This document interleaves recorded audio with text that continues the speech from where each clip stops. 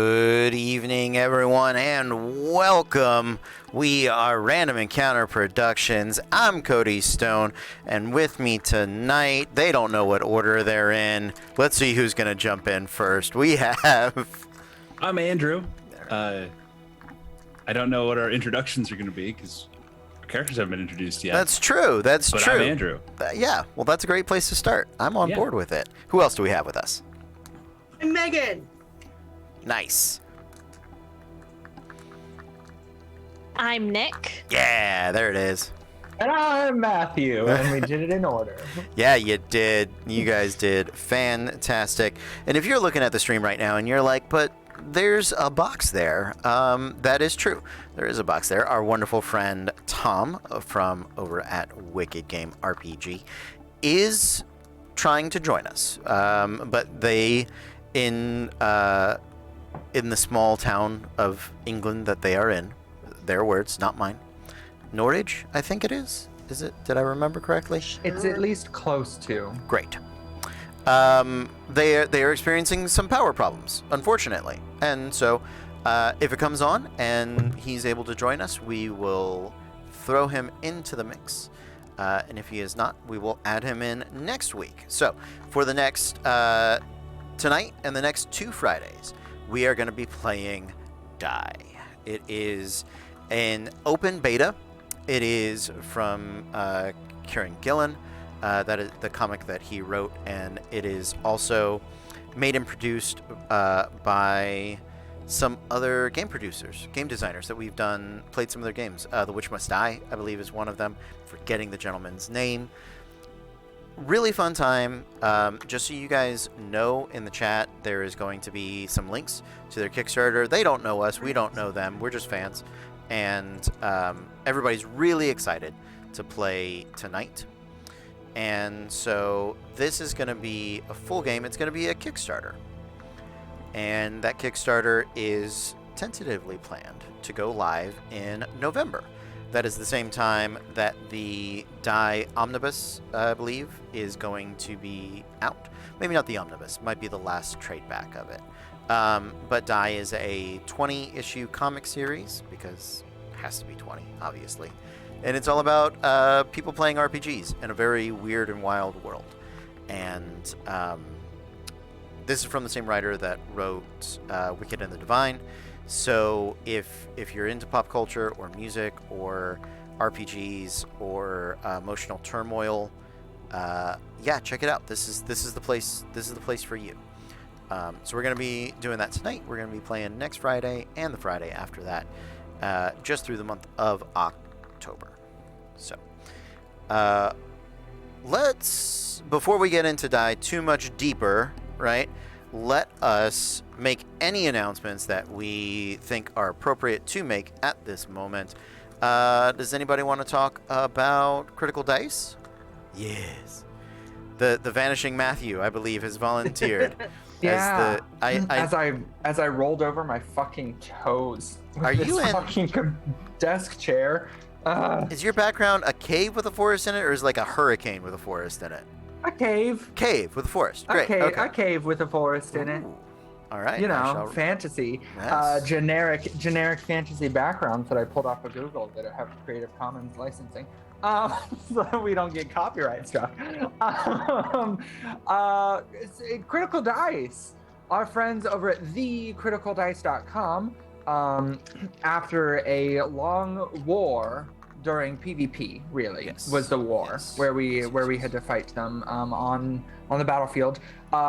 We were able to come up with a couple of ways to save you nerds out there a couple of bucks whenever you need to get your nerd shit. Mostly dice or cute little pins, or shirts, hats, and I think that's it, but there might be some other stuff too. Anytime you want to get any of that stuff off of their website, which is again thecriticaldice.com, you can use the link that was in the chat, which is our affiliate link, and you will get a whole whopping 20% off of your entire order. What? I know! Crazy. Which, whenever y'all nerds need to get your nerd shit, that ends up being a pretty decent amount of money. And now you might be saying, but Matthew, I see on their website that they offer a monthly service to be able to get me nerd shit right to my door. Does that come with a 20% discount? Nay, good viewer, unfortunately it does not. However, we can get you not 20, not 30, not 40, but 50% off of your first month for their endless dice subscription, where you can get that nerd shit sent straight to you. You don't have to be perusing their website to find any of this. You just get their curated box of nerd shit. You can either get the regular one, which comes with dice, or you can get the extra large, which comes with extra goodies as well. And again, you will get 50% off of your first month subscription for that if you use the code REPRPG. Again, that's REPRPG, the same as all of our socials if you want to follow us anywhere. But yeah, use that code and you will get 50% off of your first month's subscription with the Critical Dice. So head on over there, get you some nerd shit, support them and support us while you're doing it, and save you a couple of bucks. Awesome. Ding. Thank you so much, Matthew, for sharing that with us.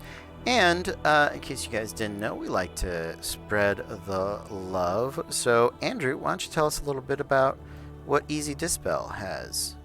Oh, yeah. Easy to spell with 2 L's because the name's easy to spell and we messed it up anyway. I'm the DM. It's our own home campaign that we do on YouTube and Twitch. This is an important bit. My cast has put together this little promotion where if we hit 100 subscribers or followers between Twitch and YouTube, like it could be 50 people that just go to both, they're going to give me little scripts to actually read whenever I'm asked to either promote us or when we open our show, because it's usually 5 minutes of me just rambling, very much like this. So help us hit that, save the chaos, and come check us out. We're going to be streaming live tomorrow at, I always get this wrong, 6 o'clock Central, because they all play Mountain Time, so I always get confused on the times. But we're going to be playing tomorrow evening. Come check us out, hang out. That is Easy to Spell at Twitch and on YouTube.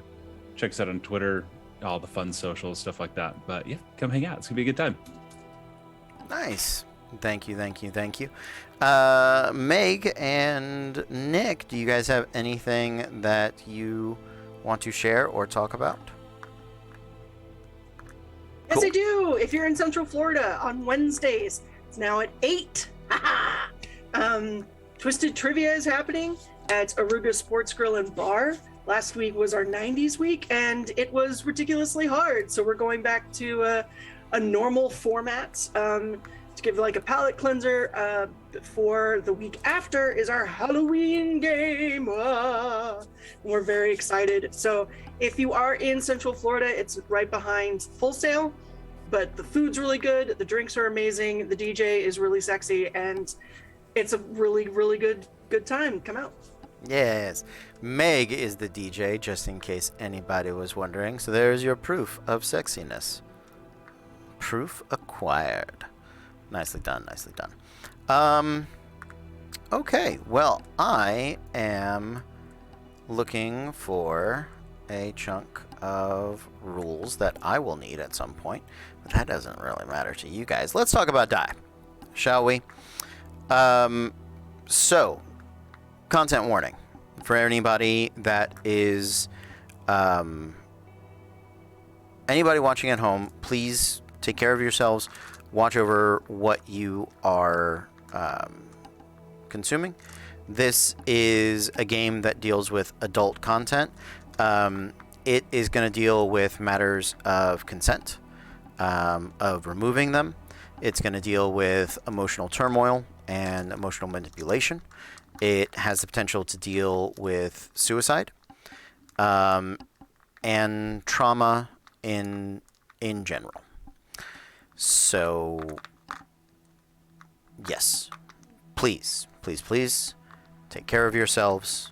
Please, if for any reason you feel the need to step away, do so. All the players have been given the tools. We're using a red light green light sort of X out system. So if things start to get a little hairy, they'll give me a little, and I'll go, oh. Then if things get real bad, they'll be like, no, and I'll be like, okay, and we'll move on to whatever the next step is. Okay, so we're going to talk about, and that's important for the players too, and that's really where the story of it does begin.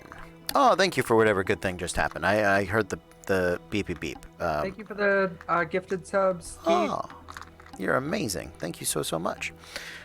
So we are going to dig in. Now, die is, it's a little odd. It's a little special. We are all players. I myself, Cody, Nick, Matthew, Meg, Andrew, we are all going to be the players. If at any point you see us hold up fingers, or I will most likely be the one talking in player voice more than anybody, that is us as ourselves sitting at our computer having a good time. Okay? We are all going to be portraying personas. Personas are very much like very normal people living in a very sadly normal world, very much akin to our own 2021. They are going to begin also sitting at computers. They will have very normal names like Terrence, Jeff, Lauren, Theo, Allison, and Jackson. And those very normal friends will have gathered together via a Zoom meeting, somewhat like we have, to relive a bit of their youth.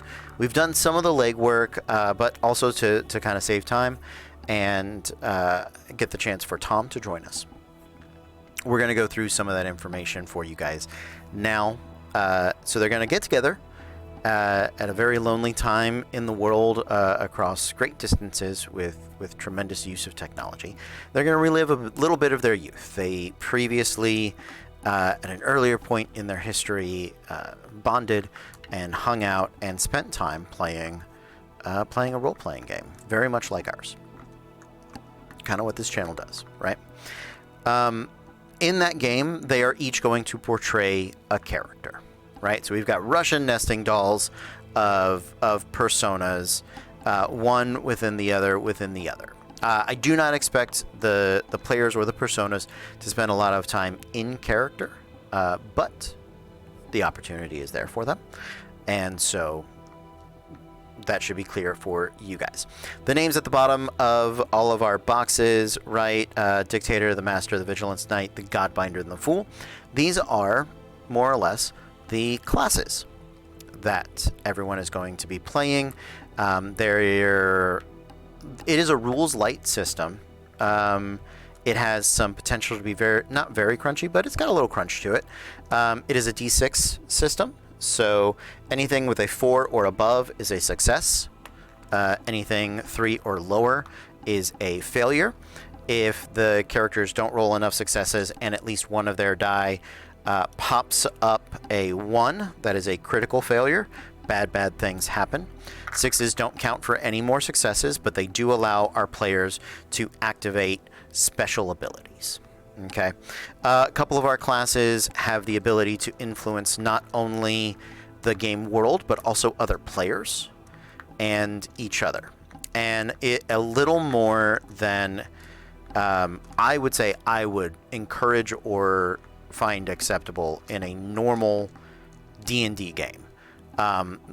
This has the potential for players to come into conflict.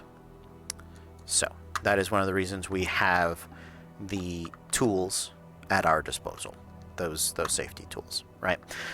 If at any point that does happen, certain classes can hand each other dice, their very special die, and so we all have a substitute in our presence to kind of a token to represent that.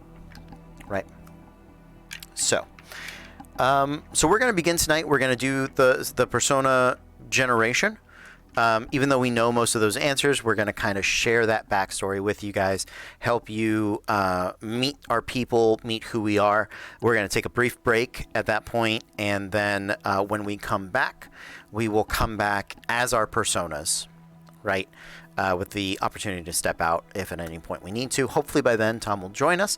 If he does not, we will press on ahead and we will find him within the world of die. So I will scramble and make that up. So there we go. So we are running. There are many different scripts. Not, I guess, scripts. There are different sets of questions that people can use to generate their group and their persona in Die.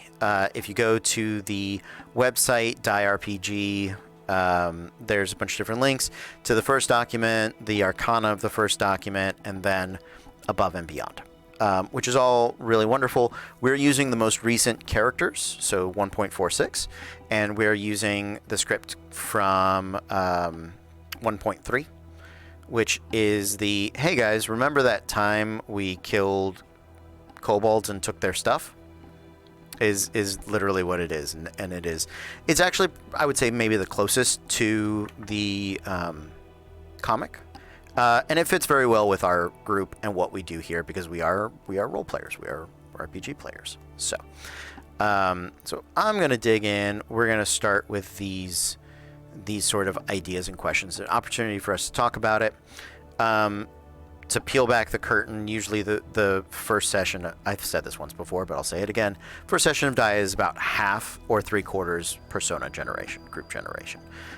It's not going to take us that long because we kind of know all these answers anyway, but it's also a good opportunity for us as players to expand upon them and to check in with people, because we did it all via text, and via text is famous for perfect communication. And never has anything been misunderstood in that instance. So let us dive into persona generation, right? So we're a group of friends. We have set the year in our current year, 2021, present day. So 2016. We're going to start when we come back. It'll be active time, more or less. We had previously decided, we were friends, seniors or recent graduates. So we met. Some of us knew each other before, probably during our high school years. Some of us have continued to be friends afterwards, but all of us spent one glorious dye-filled summer working at a movie theater in LA. So we are from the City of Angels. I'm going to start with a simple question. If anybody else has questions, please don't be afraid to jump in and ask them. And chat, if you have suggestions, I will take those as well. What movie theater did we work at? Right? Doesn't have to be a specific one. I'm looking for like a Regal, a Cinemark, an AMC. I want to say Regal because it has my instinct. It has too. the roller coaster. Oh, I forgot about that. yeah. And that was like new in 2006. Like the roller coaster had only been out for a couple of years. 2016. 2006. 2006. Oh, then yeah, baby, yeah. Yeah. Yeah, we were like flagship crew for the roller coaster. Yeah. There was like an ad at the beginning where it was like, "Welcome to Regal," and it was a weird roller coaster where you would was- go past different concessions. yeah. Right. So like it was like you were in your movie theater seat, but the Yeah. screen Yeah. turned into like what you were seeing if you were on the roller coaster. And the 'Cause I popcorn would remember pop. Be like, if I focused on it and like tunnel visioned, I actually got jumpy stomach. that absolutely. I love that. I yeah. love that. So I got Wait, a Nick, do movie you and a not roller know coaster ride about- for the price of admission, baby. I've never been to a Regal. The only movie theater is MJR, and you gotta clap at the beginning. I'm a clapper. Okay. So I'm all for your roller coaster movie theater. Why do you have to clap? Hold on. So it's more fun at MJR. And at one point, as you're going through the opening, Okay. you gotta clap, clap, clap. It's very divisive for people who clap in the movie theater and people who get upset with people who clap at the movie theater. Okay. So what is the cue? If you are going to clap, it's more fun at It's more than just a movie. MJR. It's a big night out. clap, clap, clap. At MJ. Gotta go to the show where the good times are. It's more fun at MJR. I'm right. I Nice. love Oh wow. that. All right. So this I feel is like the we should now. switch and we should be at an I'm MJR. The very roller excited coaster is now. less exciting than MJR. Yeah. I mean, I've never heard of an MJR, but sure. Yeah. I mean, yeah. Okay. Whatever. I'm good with it. That's fine. Yeah. The lone MJR in a city of AMCs and Regals in the heart of and LA. Lowe's. But that, I mean, to be fair, that makes sense why we would have all gotten so close, because we would have all had to be working all the time. Yeah. Yeah. Yeah. Because who was working at this random MJR when you could be working at Regal with the roller coaster? Right. I Yeah. mean, That's yeah. true. Absolutely. we Absolutely. used to go to the roller coaster one. Like Yeah. that. We wouldn't watch movies at the MJR. We'd No. go to the roller Yeah. coaster. Yeah. We'd leave our own movie theater to go to a better movie And, theater. and our employee discount. Yeah, we would forego the the employee discount, free movies, whatever we got Yeah. there, to go to Regal to watch the roller coaster intro. But only on I'd like to think that she did it for Merchant Ivory films. Like The English Patient. Whoa! Oh, wow. Yeah. Oh man. Yeah. That Okay, I'm done. is. Sorry. That's okay. All right. I mean, the people have spoken. I have no further questions on We haven't this. spoken. We've clapped. Absolutely. Absolutely. So we spent that summer 2006 is the summer that we had sort of decided on. So we were going to be taking place about 15 years after most of us graduated. I think Jeff might be a year younger than everybody else, and that kind of fits with what we know about Jeff so far. And for those of you that don't know, I am Jeff. Hello. You can see our names on there, but we'll introduce people as we kind of get to them, right? So one of us is an obsessive fan. Would our obsessive fan please raise their hand? Yeah, there it is. Hi. Hi, would you like to introduce yourself? Hi. I'm Lauren Matthews, and I really like movies. All a right. lot. Love it. You desperately like movies. So much so that we feel comfortable calling you obsessive. Yeah. Yes. I prefer cinephile, but that's okay. That is okay. So we know what you're obsessive about. You are obsessive about movies. What is your favorite movie of 2006? 2005, 2006. I don't know what was happening. Yeah, I know. 2006. Let's dig in there. I actually think Return of the King comes out in 2006, but that I think is in the winter. Okay. No? Okay. No, I'm fuck. I gotta. She's the man. She's Popular in 2006. Oh well, obviously. Okay. I'm glad we have the infinite information machines immediately in front of us. Chat, if you guys are there, please Google 2006 top movies and tell us what your favorite movie of 2006 was. Aragon Prestige and came the out in Illu- 2006. And The Illusionist. Oh, The Illusionist? The Prestige and The Illusionist, because The- they both came out at the same time. Yeah, The Prestige Because- is very good. Very good. So is The Illusionist. How dare you? Edward Norton is a gem. Nah. Happy Feet came out in 2006. Oh, Happy Feet. Oh, obviously her absolute favorite, Lady in the Water. Devil Wears Prada. Okay. That's what I Okay. was just coming off mute to say. Okay. Beer Fest. Oh, Beer Fest is classic. Honestly, because I think for god. Do you remember they're we're all in the so summer? good. We're in the summer of 2006. Shit, So- I don't know. I don't know when things came out. Da Vinci Code came out in 2006. What? Oh fuck you! You know what came out? When did you come out? Give me a time.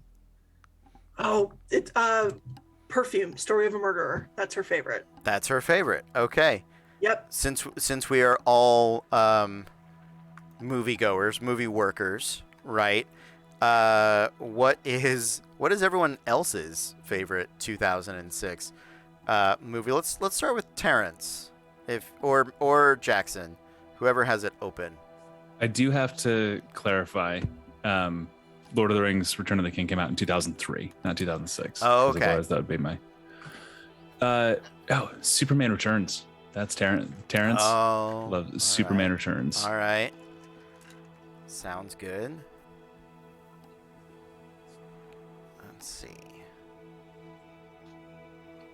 Big DC fan, I think. Okay. Summer 2006. Oh, wait.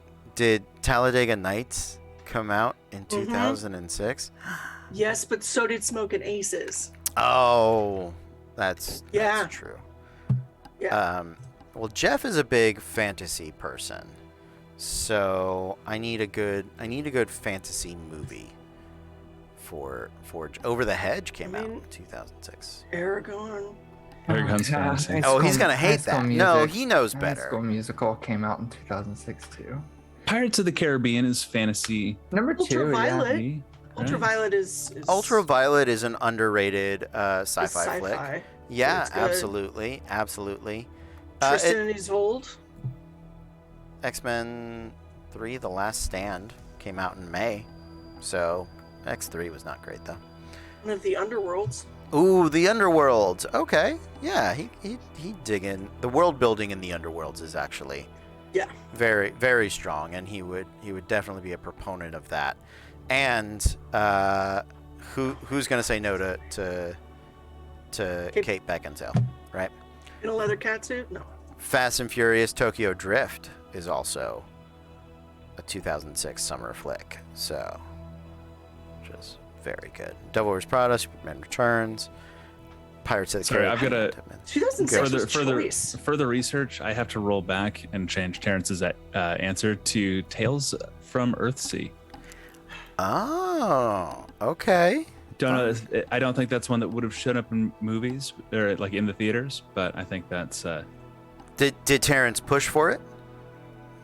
probably tried a little bit, and the manager at the time was like, "Nobody's gonna watch like this anime based on a book nobody's read." Oh my god, Daywatch came out.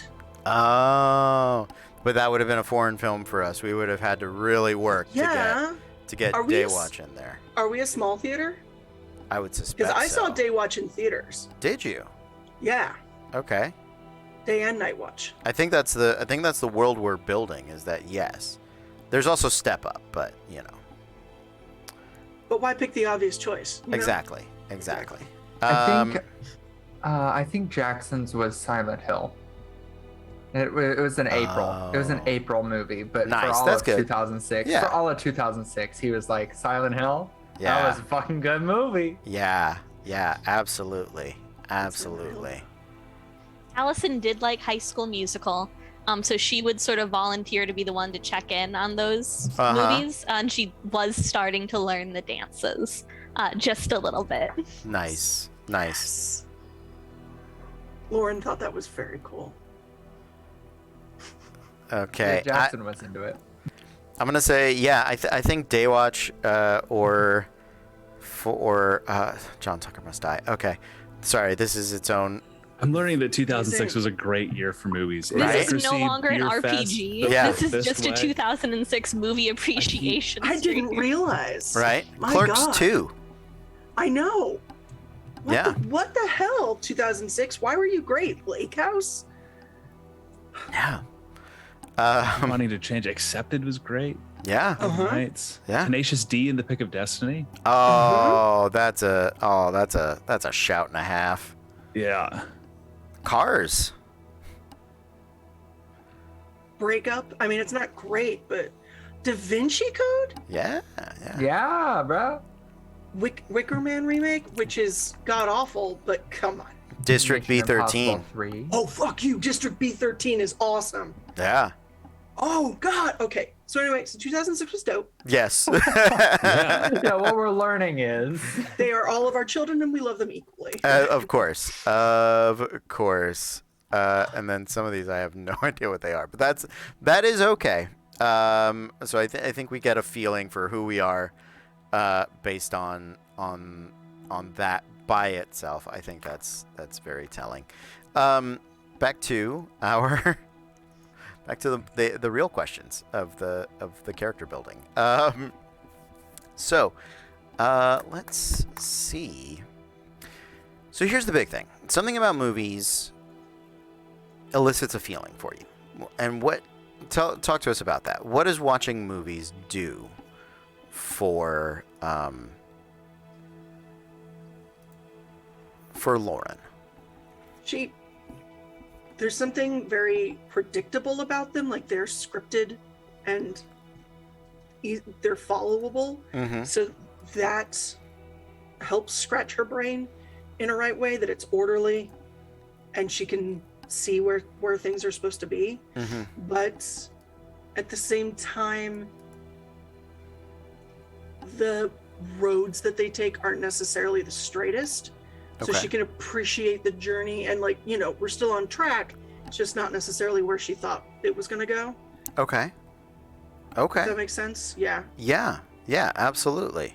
She's fine with taking chances, but she needs to know that they're secure. Okay. Good to know. But she doesn't like taking chances. Yeah. That is what that says. Mm-hmm. Good. Absolutely. So, after Lauren, one of us is popular. Who is our popular person? Raise your hand. Hi. Allison is pretty popular around town and at school. Oh. Is Wicked out in 2006? Are you popular? Don't worry, I'm... It came out in 2003.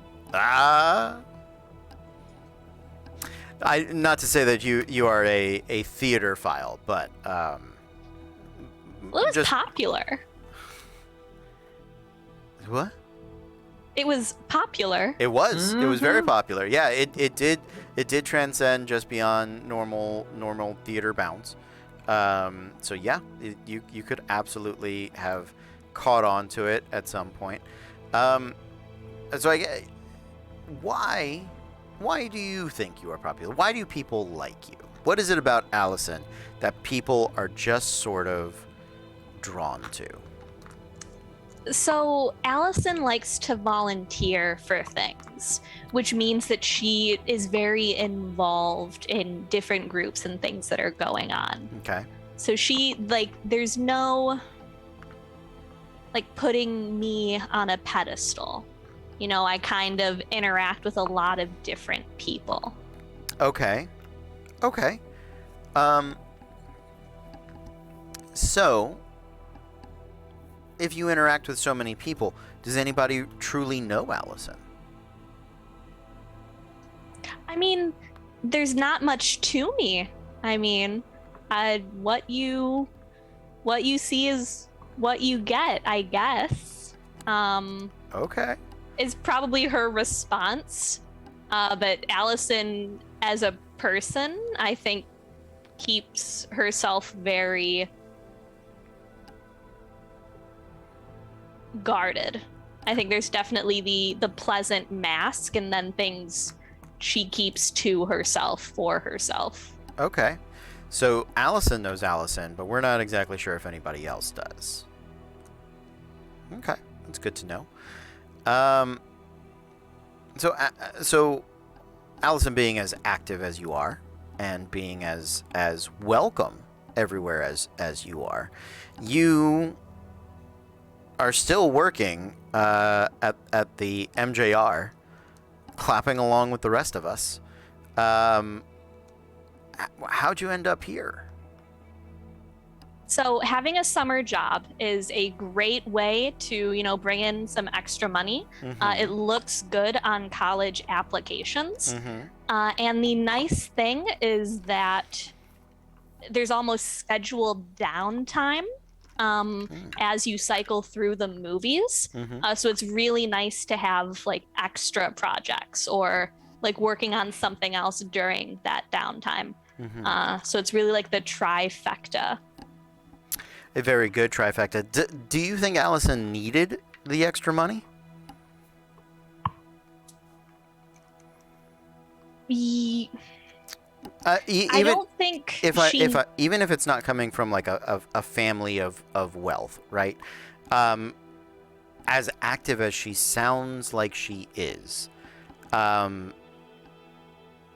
she's planning on going to college. Yeah. Mhm.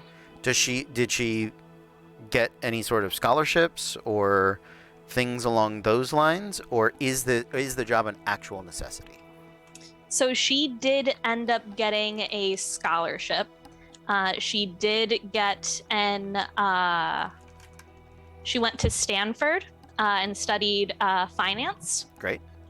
So she was able to get a scholarship to go there, but in Sure. order to afford Stanford, Yeah. it was nice to have the extra cushion. Sure.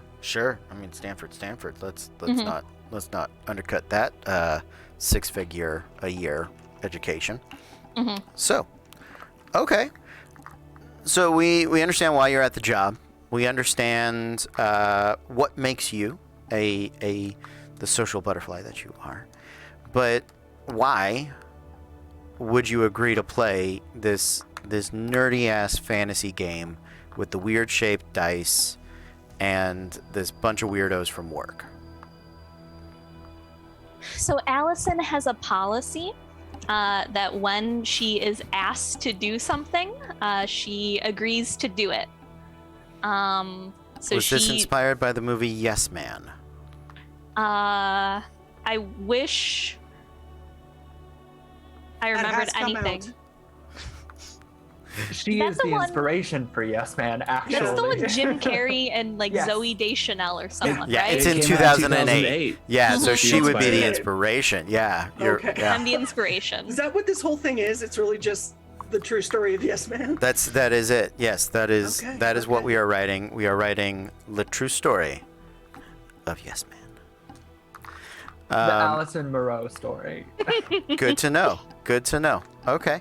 Well, very, very cool. I think that's a nice little peek into Allison and her inner workings. One of us is I'm gonna call you just a huge pain in the ass, but somebody that has trouble taking things seriously. Who is that?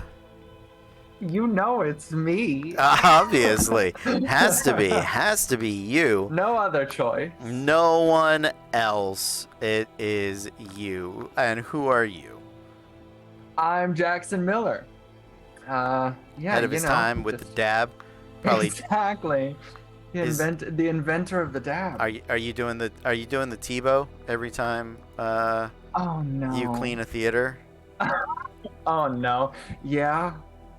The Yeah. what? I'm double checking my Oh, the TiVo. timeline references. Yeah. I thought you said the TiVo, and I was like, what the hell's the TiVo? Well, he has to, you know.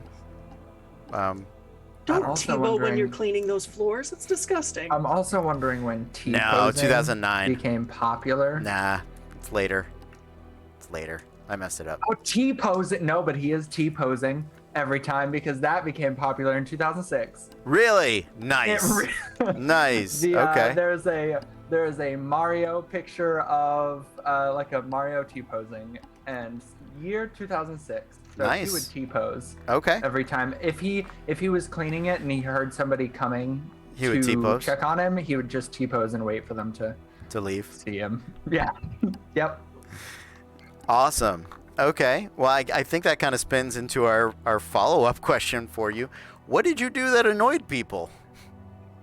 He would T-pose, and he you know, he thinks that puns are the highest form of comedy because there is so much thought that goes into a good pun. Uh-huh. And people hate them for some reason, and it fuels him to Okay. create more. Good. So It does. It fuels him. Okay.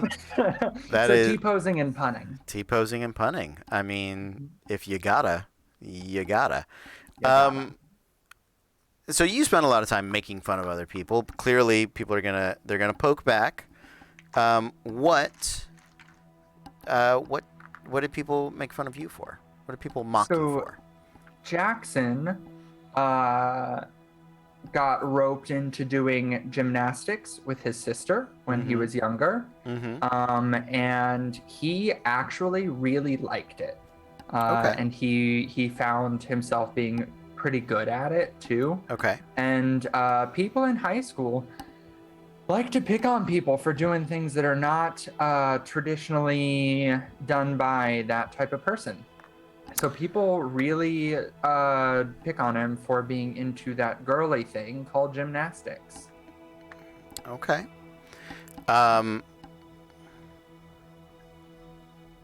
Is that the only girly thing that people picked on him for? He in high school, yes. Okay. I mean, he like along with like gymnastics often comes like some dance training Sure. too. Like they can kind of go hand in hand. And I think whenever he was younger, the classes kind of overlapped a little bit. Absolutely. Because if his sister had to go to one, like go to both of them, he would go with her Just going to at both. that time. Yeah. Because they were close in age, and it is often easier to go ahead and have both of your kids be in a class instead of just one of them. Yeah. Having to deal with that. Absolutely. So like a little bit of that, but mostly gymnastics. Okay. How old is your sister? Is she older than you, younger than you? 1, 2? She is almost 2 years younger. Younger. Okay. Mhm. Okay. Yep. That sounds good. Awesome. Any other questions for Jackson at the moment? Let's keep moving. Yeah. Tom is our techie. He's not here. That's as far as we got. We'll figure out more about him later on. So yeah, we'll dig into that in a bit. Which leads, last but not least, one of us is just kind of a dick. Particularly harsh and mean. It is, yeah. And who are you? I'm Terrence, the dick. There you go. Yeah, and that's he not like a traditional bully, not like a beat you up, take your lunch money, Sure. but very much like with the people he's close to, just puts them down, like not satisfied with what is going on in his own life. And Okay. so whenever somebody's like proud about something, like hanging out with Jackson at work, Terrence is very much like, yeah, gymnastic, that's great. You're probably the strongest one in that class of little girls, right? Like just snide, backhanded stuff just to put other people down so that he can feel a little bit better in his own life. Okay. So I think that covers how you were cruel. I think. Do you know why? A lot of it, probably just from not being satisfied with himself. Like he doesn't do, instead of working to better himself, like he's just kind of where he's at. And instead of just working to improve the things he's not satisfied with, it's easier to put other people's accomplishments down. Okay. Lower the bar instead of climbing to meet it. Okay. All right. Very interesting. What do you think? What is the cruelest thing Terrence has done up until this summer? This summer where we're all working in the movie theater. Yeah. I'm gonna like no individual thing. It's the fact that he is pretty like nice to people in general. It's once people get close to him, it's that he gets into people's good graces to the point they can't just write him off. They're close enough or they're working with him. Things that he's instilled in that group. Okay. And he is able, like the cruelest thing he's done is the people he hurts are the people that like legit care about him and are too close to him to just move on. Okay. That's good to know. So, do you think the fact that it's the cruelty only really comes to people once they've gotten close to you, does that impact how you ended up being invited to play? Because, I mean, kind of kind of tough if you're alienating people all the time to be invited to a group game. But yeah, like doing things to sort of balance the scale to keep people close. Like I imagine he covered a shift for, Lauren, Jackson, and Allison and Theo each, and then heard them talking like, oh yeah, we've got this game. And he's like, oh, can I come? Like, I've got the day I cover those shifts for you. Like he's just kind of ingrained himself in. Okay. And it's that point where he's part of the group. And I imagine there are these conversations like, let's try not to let Terry know about this. And he's the Jerry of the group from Parks and Rec. He's Jerry. Hey, Jerry's super nice though. Jerry's like asshole. He's asshole Jerry. Allison. Yeah, asshole Jerry. Nick, what do you got? Did he do it because he wanted to be included? Or did he do it because he didn't want them to be doing something like without him? Like, was he doing it? Or was it just more fuel to make fun of people? Yeah.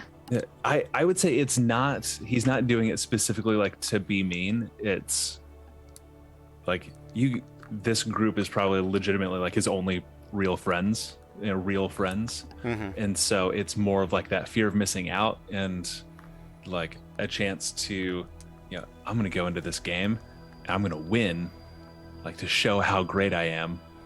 Like I'm going to prove this will be my thing. Like I can win this RPG that they're going to play. And that's awesome. So yeah, he wants to play. He wants to be around you guys. He wants to be better at it. Sure. And for you to feel bad for being bad. You won D&D and it was advanced. Yeah. Exactly. Of course.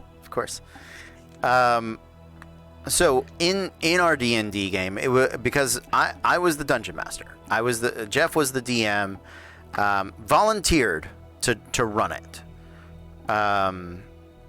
Loves fantasy, loves games. I don't know who he turned first. Maybe Allison. Maybe Allison, because they are cousins, right? So I think maybe starting with Allison, a begrudging agreement. She always says yes, right? And if Allison's going to be somewhere, other people want to be there. So we start that ball kind of rolling. Now Jeff let you pick the characters you wanted to play in his classic D&D 2006, so 3.5, maybe 4.0 D&D game. What did you guys choose to play? So Allison chose the wizard. Okay. That was like the quintessential, like, oh, we're playing Dungeons and Dragons, I should cast spells. And then when she realized how many spells there were, she made herself like a binder, like a cheat sheet. Like before spell cards were a thing, Yeah. Allison made her own so that she wouldn't mess anything up. Yeah. Okay. Who else? Jackson played a barbarian. Okay. Because it required very little technical knowledge, and he could spend most of his time instead being this dumb as rocks funny guy. Great. The entire time. Great. So we are officially playing 3.5. Just so anybody that is curious, that is what we are playing. A barbarian sounds good. Okay. Who else? Lauren. She played a bard. Okay. So that she could, all of her like inspirations and all of her spells and shit were all just movie quotes. Okay. And it was an opportunity for her to practice being social. Okay. Was she successful at it? Sure. Okay. Cool. Terrence, what did you play? Played a paladin. Classic, lawful good, holier than thou. Like, as soon as the party started doing something, he goes, "That's against my deity," and would like try to start fights and like force people into the direction. That's what my character would do. Great. That actually leads me into my next question, because each of your personas have picked a class that they as these personas very easily could ruin a game playing. Like I as Cody am looking at these personas, 18 years old, and the classes they've picked, and I'm like, this isn't gonna go great. It's a disaster party waiting to happen. So I know what Terrence did. What do the rest of you think you did? If you don't, I have ideas. I have thoughts that not ruined, but let's say definitely took the game out of the. I'm going to use modern terms, out of the critical role that Jeff came in wanting to play, and prepping and planning and making, and took it more in the direction of Acquisitions Incorporated or Adventure Time Zone or something far more ridiculous and just broken or barely functioning, right? So Terrence did what his character would do, played his alignment super hard, his holier than thou paladin. Anybody else want to volunteer with their persona? Not you as a player. I know each of you are far better players than this. Lauren, if you're having problems with Lauren, I have an idea. Yeah, go ahead. So, first of all, mechanically in 3.5, the bard not functional. Cool. Just so that's a good start, right? But I think Jeff would have been like, okay, you're a bard, you have a high charisma. Nobody else in this party has a high charisma. Probably was expecting you or leaning on you to talk for the party, to maybe lead in some sort of way. And so because mechanically, when we get into the fights and the puzzles and things like that, your class isn't gonna shine. He definitely puts the spotlight on you as a role player. Yeah, and there's his mistake, and there's kind of where things start to fall apart, I think, with Lauren. Yeah. Kept giving Terry the opportunity to step in and right, and then Terry would be like, "I'll do it." Okay. Jackson, do you have? She just ends up watching her.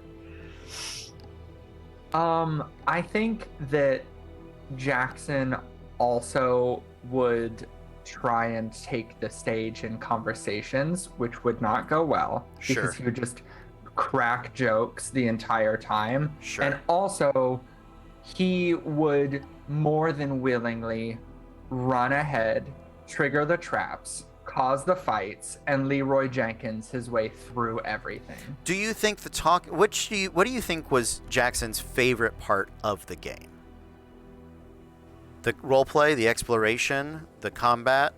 I think it was absolutely the roleplay, because he could just be the funny dumb. Really? Okay. Yeah. Okay. Which is why it was like kind of annoying, because in theory he should have liked the combat more, as I can tank and I can hit things really hard. Nah, that's fine. Yeah. But like, let me make fun of the town guard. Sure. And let me like not know how to count and make that funny. Okay. Sounds good. What do you think Jackson did if he got bored at the table?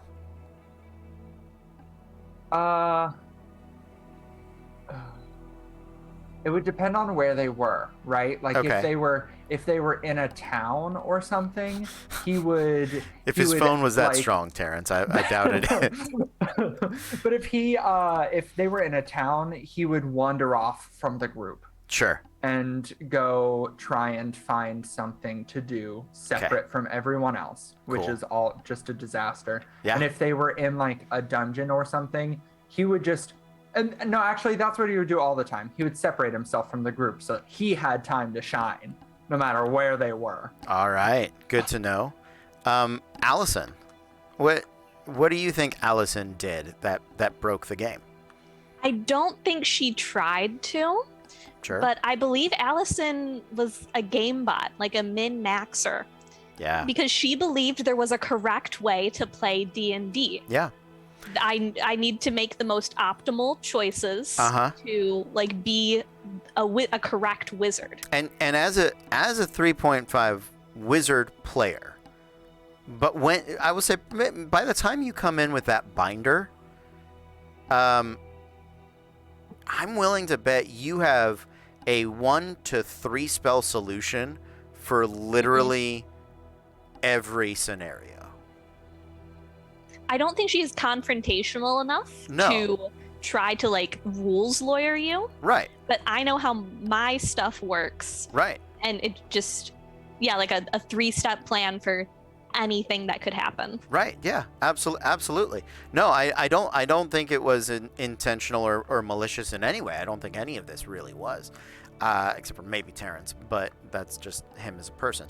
But I think more than once in the course of the summer, Jeff got you guys to, maybe it was only once, at most maybe 3 times, but I think it might have only been, you might have only played long enough for it to happen once or twice. He gets you to the boss, or to the big bad evil guy, or to the introduction of the boss / big bad evil guy. And I think Allison, 5-10 levels too low, has a wizard solution that she's like, oh, I just do this, and not in a mean way, but in a, I can do this, right? It fixes everything. Like, yeah, I guess so. Okay. I love watching my actual players squirm at the idea of bad players, and they're like, this is awful. This hurts me so bad.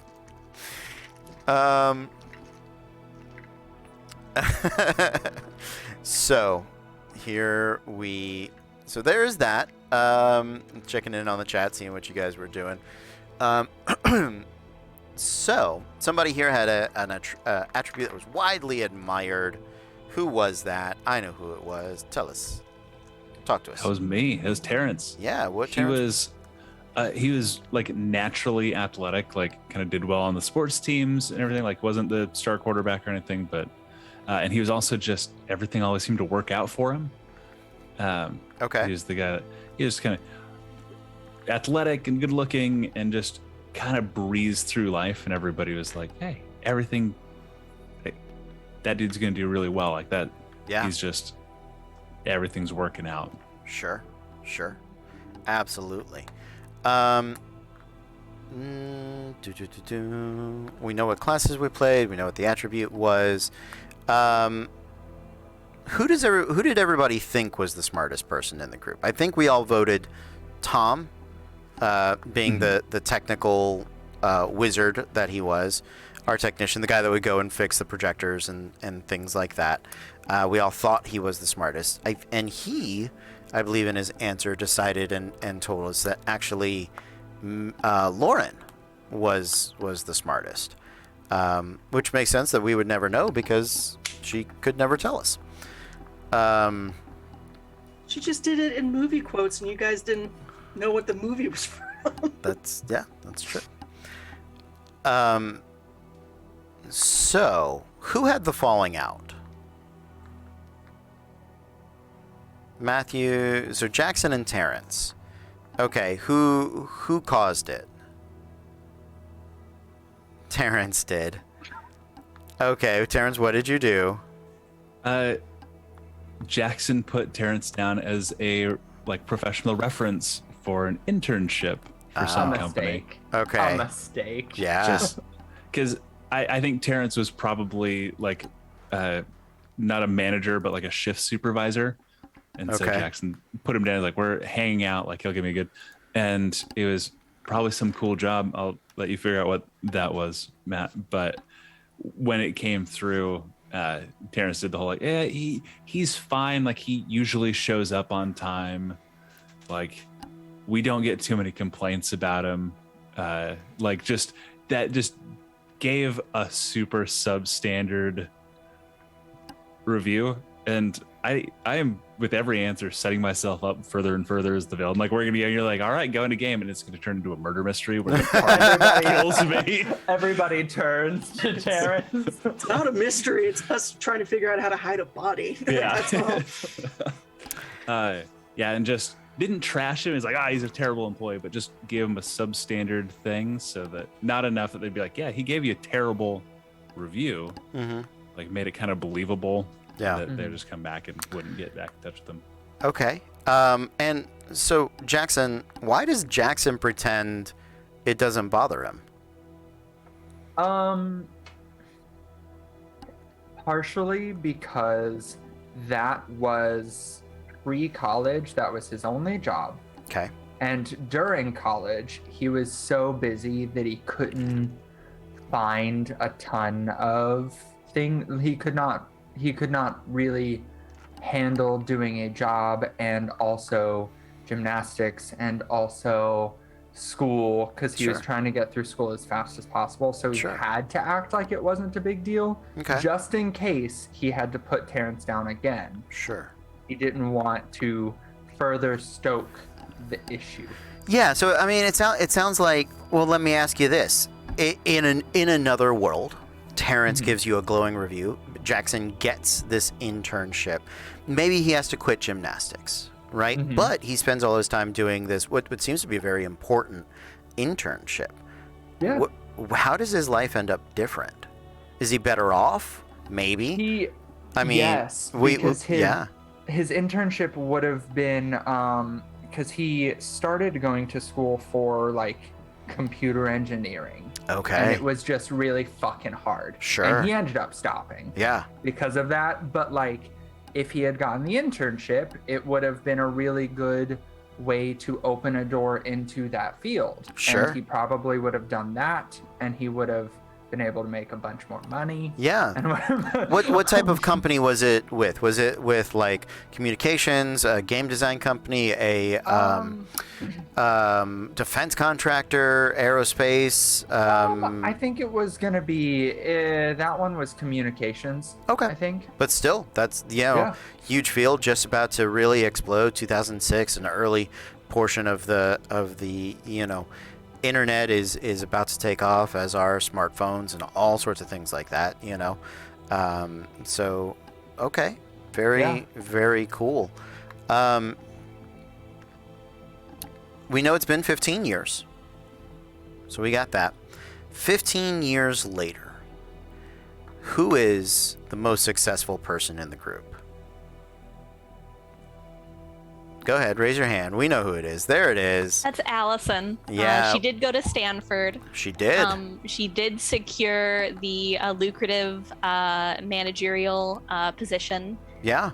With Chevron. She works in their finance sector. I looked up businesses in California. Okay. Perfect. Yeah. Chevron, a little bit of a soul sellout. I'm pretty sure you killed baby seals and or sea life. No, she didn't. She hid the money for the people that did that. There you go. There it is. I don't hide the money. The money is where it supposed to be. And now I just tell people where to hide the money. Okay. Well, yeah. Now, right. Of course. Now you're in a managerial role. That makes, of course, perfect sense. So we know what you did. Did you get a postgraduate degree? Do you think you got a master's or a doctorate or anything like that? Yeah, I got an MBA. MBA, nice, absolutely. Yep. MBA from Stanford. Yeah, who could argue with that? So who? I mean, the question on here is who is resentful of your success, and I don't know that anybody would not be resentful of your success. Let's ask who is most resentful. Who do you think it is, Allison? I think it's Lauren. Okay. She definitely we stopped interacting a lot especially as I started doing the internship and then the entry level and then the secondary entry level and then the assistant managerial the more rungs I took, the more we kind of started pulling apart. Mm-hmm. And it really felt like she was disappointed in me. Like it felt like she thought I was selling out, which, I mean, maybe, but that's, you don't get to choose. You don't get to say that. Yeah. Of course. Lauren, is that true? Did you actually resent her? Or is that just the way Allison perceives it? She didn't resent her. She's disappointed in her. She's Sure. not mad. She's just disappointed. Well, I mean, And she got a MBA from Stanford. She probably could have worked for anything. at wherever she wanted, right? Yeah. Yeah. And her not communicating with her really fucked with her. Yeah. Older, like in college, because she's obviously super great at making friendships. Yeah. So the ones that she had, she was like, as far you and me, we locked in, right? Excellent. So she's still tethered to people, Yeah. and y'all aren't. Yeah. So, but that one, like, that really messed her up. It was honestly, I think it was more that she stopped texting back than the fact that she should have been working for Greenpeace or something. Sure. Yeah. I mean, yeah. I think maybe the Greenpeace was the initial, wedge, but then just not discussing it out and kind of ending up where She got older. Yeah. And, she watched Sisters and Bridesmaids and understood the complexities right. of female 27 relationships. dresses, right? Uh-huh. Yeah. She understood, that's what I was mad about. It wasn't the fact Yeah. that she turned down this job. It's that we stopped being friends. That's phenomenal. Thank you, Maya Rudolph. Good. I also think that she sends notes to Maya Rudolph, like Okay. just writes to her. Yeah. Yeah. Does she tweet to her now? Now in 2021. No, because I think she has enough sense to know that that's not something you should do. Good. Okay. Just checking. That's yeah. I mean, to be fair, if she Yeah. did, Lauren would not be the first nor the only person in America that did not have that particular sense. So, Yeah. but that's good to know. Okay. Yeah. I saw Terrence raising his hand. So Terrence, I get the feeling you were perhaps actually the most resentful of the success. You volunteered to be. Why? So even if you're not the most, that's the immediate response is as soon as Terrence hears about anybody else's success, he's like, why is that not me? Yeah. I think that's just an ingrained personality trait. I don't think there's anything particular that leads to it. I think each of these, any other person in this group, he's going to look at an aspect of their life and compare it to something in his life that is worse. Sure. And just be resentful in general. Yeah, absolutely. Terrence, what are you doing now, 15 years later? Oh, Terrence is still at the movie theater. The same one? He's same movie theater. He's probably the manager now. Okay. He is the manager now. He's moved up that food chain Okay. significantly, right? Great. But yeah, that's he never left. That's things kind of took a dive right out of high school, and I will say he has grown. He's probably not as visibly resentful as he would have been in like high school. As soon as anybody Sure. did something worse than him, it's more ingrained in like, it's now becoming like, why didn't you do more?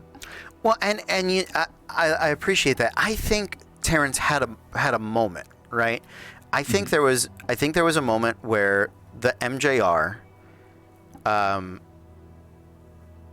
was going to close and got bought out. I think it got turned into like an Enzion here in Orlando, or a privately owned artistic theater, right? And this is a moment for Terrence in which, the job that he's had for, let's say it was through college, maybe a year or two after it, so maybe 5 years, maybe 6, right? Assistant manager, maybe he even made manager by then, but it's closing, and he doesn't have to stay. Like, in fact, he doesn't have a job.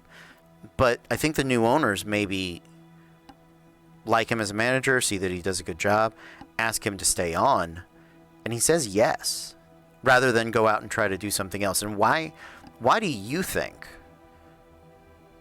Terrence, having a chance to walk away, decides to stay? Because it's a little different than just I got a job and I never left it, right? I think having an active moment of choice is important. It's probably pretty deep suited in just a fear of not being able to succeed somewhere else. Like Terrence had a kid almost immediately out of high school. Okay. Had to tried to going to college, ended up having to fall out. And then around that point, it was, I could stay here. This is how much money I'm making. It's a living, it's Sure. livable. Yeah. I can do that. If I go somewhere else and fail, I don't have a safety net. I have somebody that I'm supposed to be taking care. I have people that I'm supposed to be taking care of and providing for. Yeah. If I move on from this job that I know how to do, I've been doing it for 5 or 6 years at this point. What am I supposed to do? What if I fail? Yeah. We'll swing back around to Terrence. Jackson, what are you up to? So Jackson, what he actually ended up finishing college for was advertisement, and he doesn't fucking do it. He teaches gymnastics at a I don't know what, if there's probably, but he a gymnasium. Yeah, he teaches gymnastics gymnasium for little kids. Cool. And he is the manager, but he also still teaches a bunch of the classes just because it's a little bit smaller. So you gotta wear a ton of hats. Absolutely.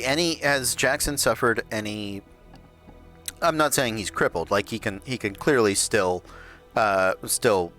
he's physically capable, right? Yeah. But gymnastics is rough on the body, so I'm sure he has some injuries. Even if they're not he's not wheelchair bound, he doesn't have crutches or anything. But what is the worst, just flipping for 10, 15 years in a row? What hurts the most?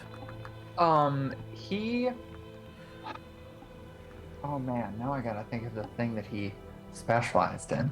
I think men's gymnastics, I think just thinking about it, the high bar, the rings, the pommel horse, a lot of, and the even bars, a lot of these are very shoulder and muscle. And that was my instinct too, is that he did uneven bars and high bars and stuff and things like that. So it's his shoulders are fucked. Right. Okay. Maybe, torn labrum, separated shoulders, things like that. Absolutely. Okay.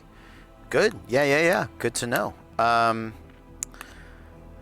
Lauren, what did you get up to? So she actually went to UC Berkeley, minored in film, and she now does movie reviews for the paper. Okay. And she also has her own blog where she discusses film. Really, she's trying to get YouTube. She's forcing herself to do a YouTube blog. Yeah. Which means she's also on a lot of anxiety meds. Sure. How long has she been doing that? I'm gonna say for the last maybe 5 years. Okay. So she wasn't completely behind the curve. That's good. Yeah. She noticed it was taking off. She's like, girl, you have to do this. If you're gonna do this, that's what you have to do. Okay. So Okay. What I'm gonna say with the YouTube thing, your viral video. Well, we can use bunny quotes for viral, right? Your most watched video. Okay. No, even if it's the one that has 500 views or likes compared to your normal 100, or maybe I don't think you hit 1 million. That's very high. No, she's middle. Sure. I think there's one review though that is like the outlier, right? If we're looking at your average views, there's one that stands out. What was the movie, and why does it stand out?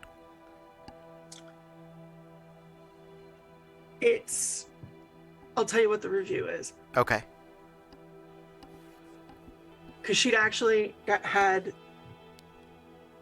an entire bottle of wine before she did it. Okay. So it's just her for 15 minutes. Okay. Putting on lip gloss. Okay. Staring at herself. And then just saying, Cats the musical. No Okay. stars. Okay. All right. That's it. That's it. Yeah. That's yeah. it. Yeah. Yeah. That's it. Yeah. Yeah. Okay. Absolutely. Absolutely. So that's it. So Jeff, I played this game too apparently. Yes. Jeff. So Jeff went on to be an accountant. I think he wanted to get into game design. I think he wanted to get into writing. Story design, just fiction writing, things like that. It's kind of a weird world to try to break into. Game design and module writing and things along those lines. And I think it was definitely not something that it's not what his family envisioned for him, for sure. I think it is very much your cousin is doing great in finance. Why aren't you? So I think he went into accounting just because that's what his parents could pay for, right? Plenty of people do that. Yeah, and so I think that is much to Jeff's great regret. Way to go, Allison. I think no. I mean, he, like Terrence, could have gone and done something else, but he never did. But I don't know that Jeff had the watershed. Oh, actually, I think he did. I think his big watershed moment was. I think he's divorced. I think doing accounting his whole life has kind of made him a little miserable. I think he got married to just a henpeck of a wife. 3 kids that she really wanted. I don't know that he did. And I think, I think he would have been fine. I think he would have been perfectly content, loved his kids, been A-okay, and he was cool with just droning through it, right? And I think a little more than a year ago, like when lockdown started, and he suddenly had to be home with his wife and the kids all the time, I think he started to be really miserable. But I still don't know that Jeff would leave his family. I actually think she took the kids and left him.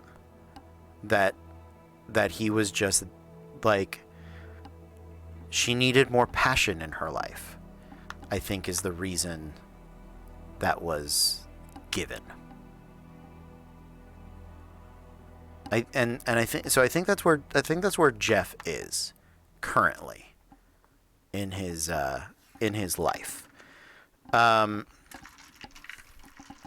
So, yeah, we got about let's try to wrap up the last bit in about 10 minutes. We've made a meal of it, and I don't know that Tom is gonna catch us at this point. That is okay. We can fold him in later on, but I think we're getting kind of a good idea who everybody is.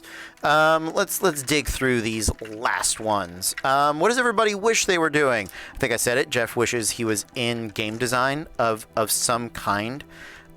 Or writing. I think he's still a big fantasy fan. He sees the explosion that fantasy RPGs have gone through in the past 5 years. He wishes he was more a part of it.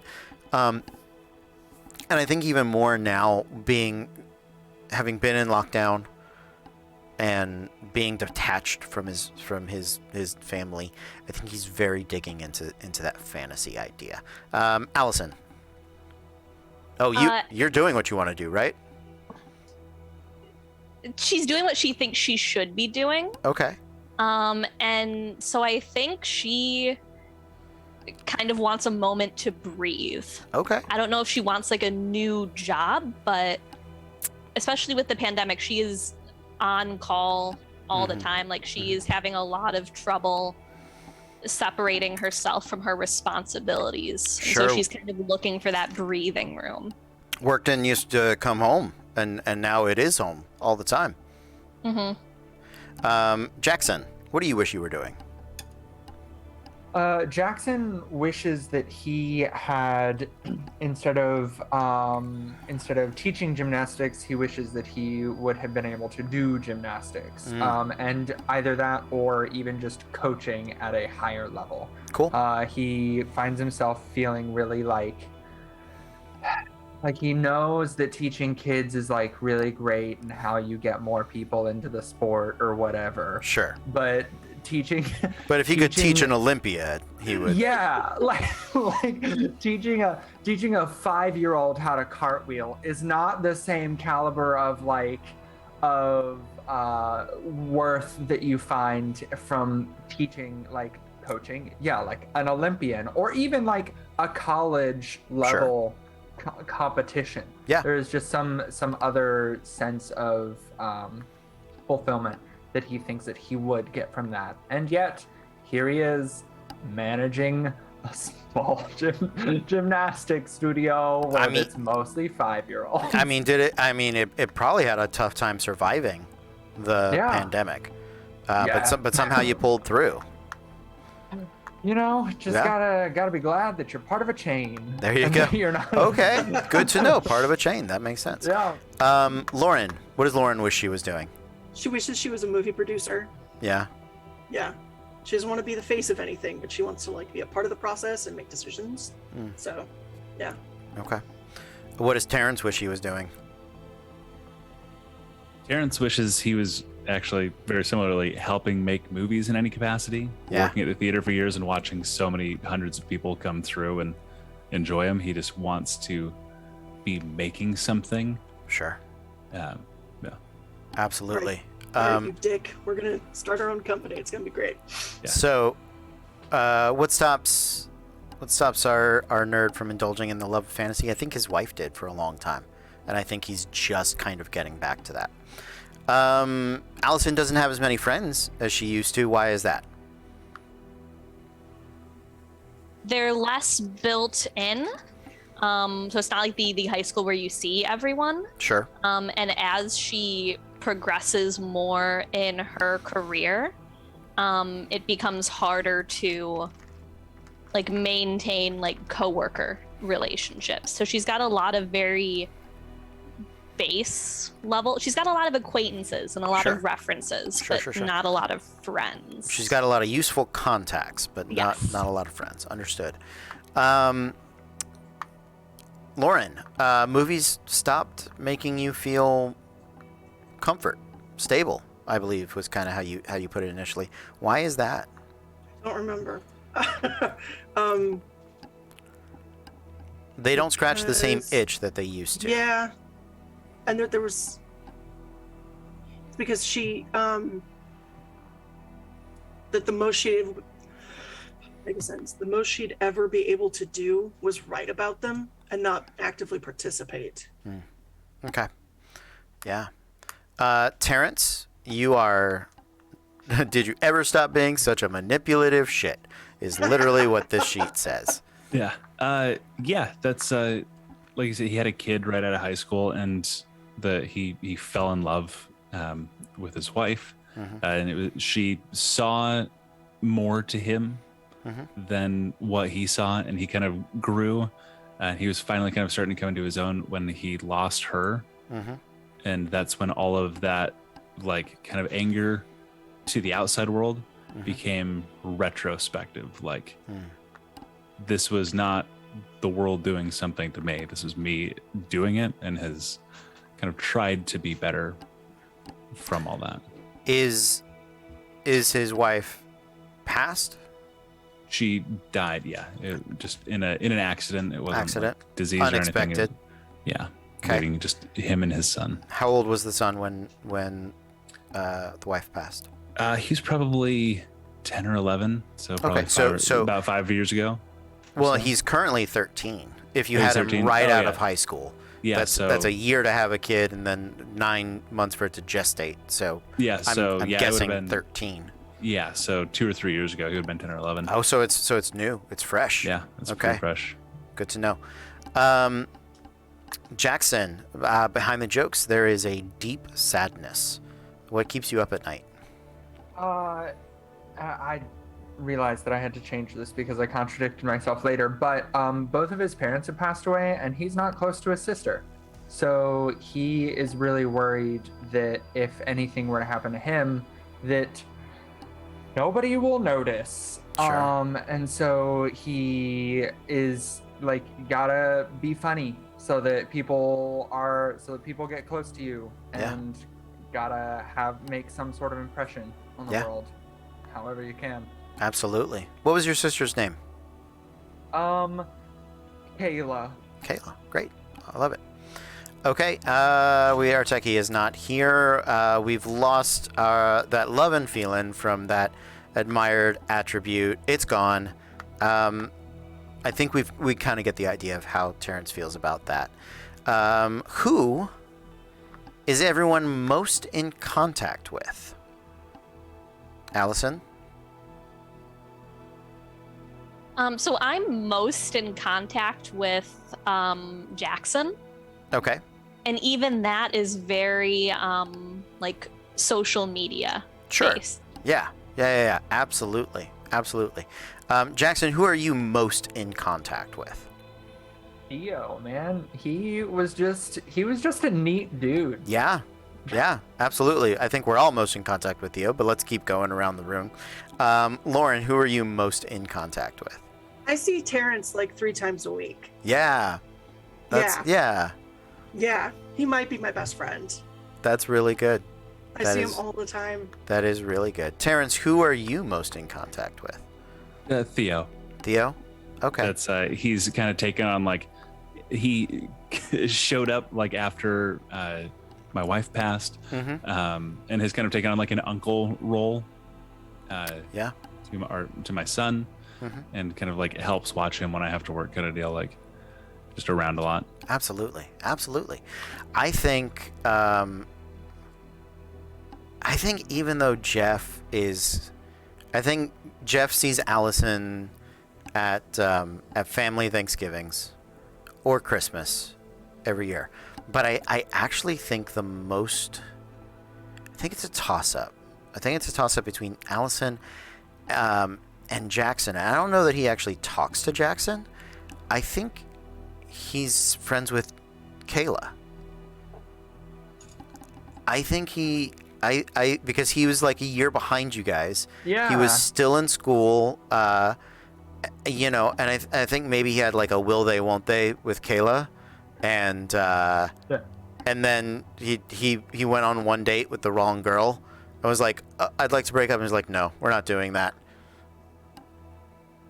And I think that, so I think they stayed friends. It may just be social media friends, right? Yeah. But I think Kayla is probably the closest he comes to interacting. And he sees Allison at least once a year, unless she's in the Seychelles for Christmas that year or whatever. Who are you least in contact with? Everybody else. We can kind of skip that. I think we kind of get the feel there. I would say everybody else is probably Jeff. I don't know that many other people talk to Jeff. Something makes your life harder on a nearly daily basis. What is it? Lauren. I'm actually going to change my answer and say that it's her anxiety. Okay. Yeah. Yeah. She's, Okay. super, super anxious. Yeah. Jackson. Not only do his shoulders fucking suck, but he gets migraines all the goddamn time. And he's found ways to deal with it, but if those pain meds don't work, boy oh boy, is his whole day gonna be fucked. Yeah, absolutely. Terrence. Just generally the struggle of being a single dad and still trying to overcome that grief of losing his wife. Yeah. What's your son's name? Aaron. Cool. Aaron or Erin? Aaron. Aaron. All right. I Aaron. want to check. Yeah, no, that's Erin good. is a girl's name. Well, maybe they were expecting Most a of the girl. time. That's fair. Okay. So that is Persona Generation. We know who we are. We know who our group is. We are going to take a 10-minute break. It's 9:31. We're going to come back at about 9:41. Do I have the time right? Yes. So about 9:45. We're going to come back. And when we come back, we are going to come back in Persona. Okay? So we'll try to talk to each other in Persona. The reason for this is that Jeff has, I don't know, guilted everybody into taking a night and having a little bit of a reprieve, right? Okay, so you all know we are going to sit down and we are going to play an RPG. We're going to do it on Zoom, right, like this, because of social distancing and life and such. So the setup is that Jeff has sent you all a little bit of a mysterious package. Okay? So, we're going to take a break. When we come back, we are going to dive into that. I'm going to give up that PvP.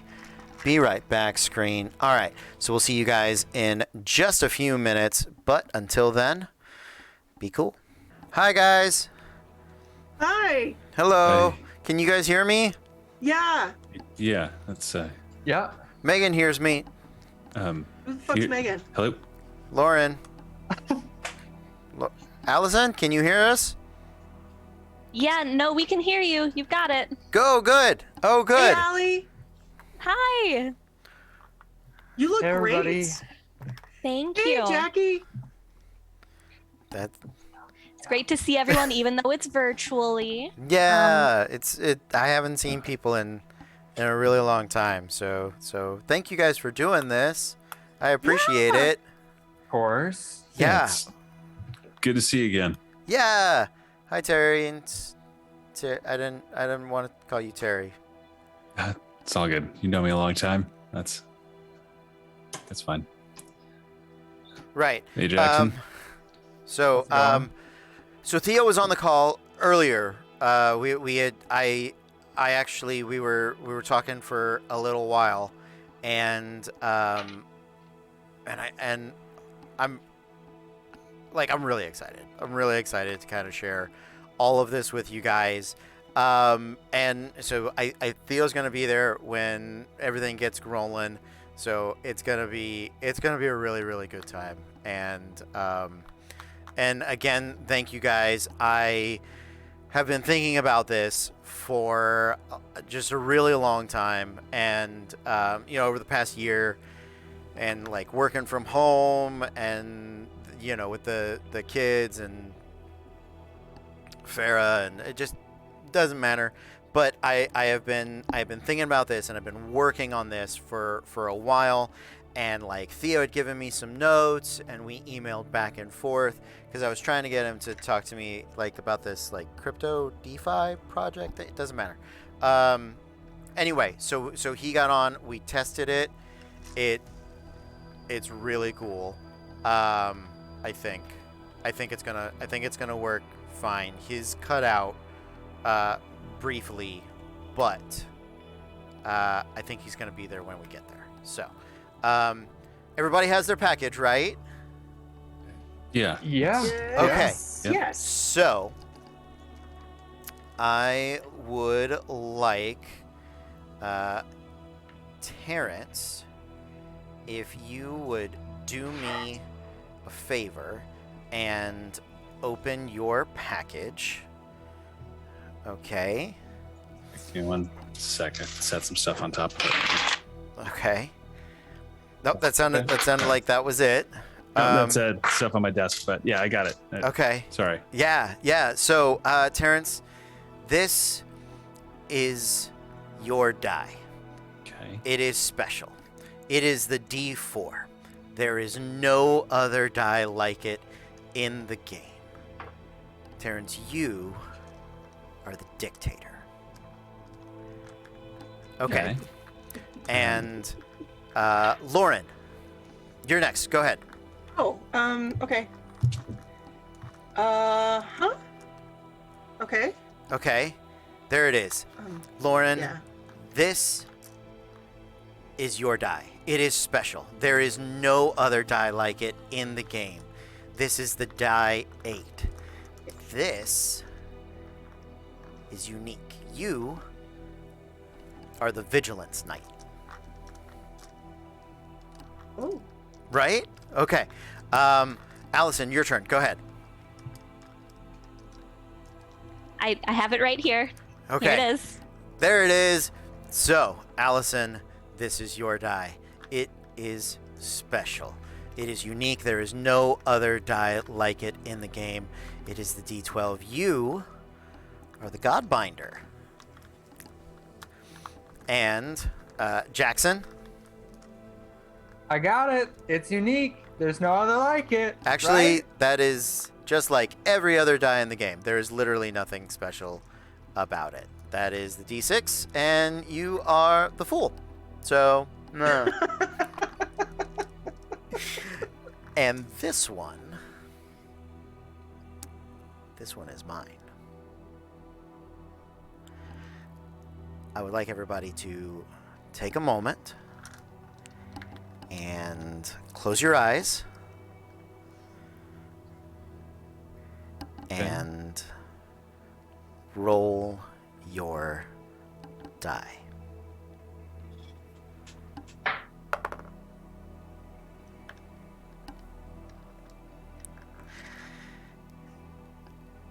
And as your eyes close, you hear the sound of a gemstone or metal dice clang across your table. It bounces a few times more than you had anticipated, but your hands instinctually reach out. And where that keyboard should be, where the table should be, your hand passes through, uncomfortably. It's a rush of cold air, the sort of cold that comes from stagnation. It comes from a place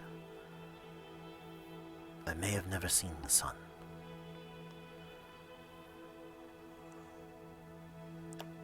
Each of you, in your own time, may begin to open your eyes. As you do,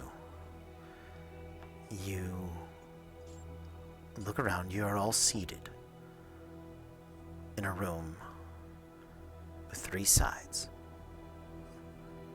floating in front of you, about an arm's length from your faces, glowing from a luminescent light, the likes of which you can't spot the source of, is dice that had just scattered across your table. As you look around the room, you begin to see the faces of your friends, far closer than they were not so many moments ago. Jeff is the first one to look around. Wait. No, something's wrong. Theo's not here. I got this. And he grabs the dice out of the air. And as he does, you watch as black bandages wrap across his hand and up his shoulder, manifesting as though it was a digital rendering coming into focus. A deep cloak of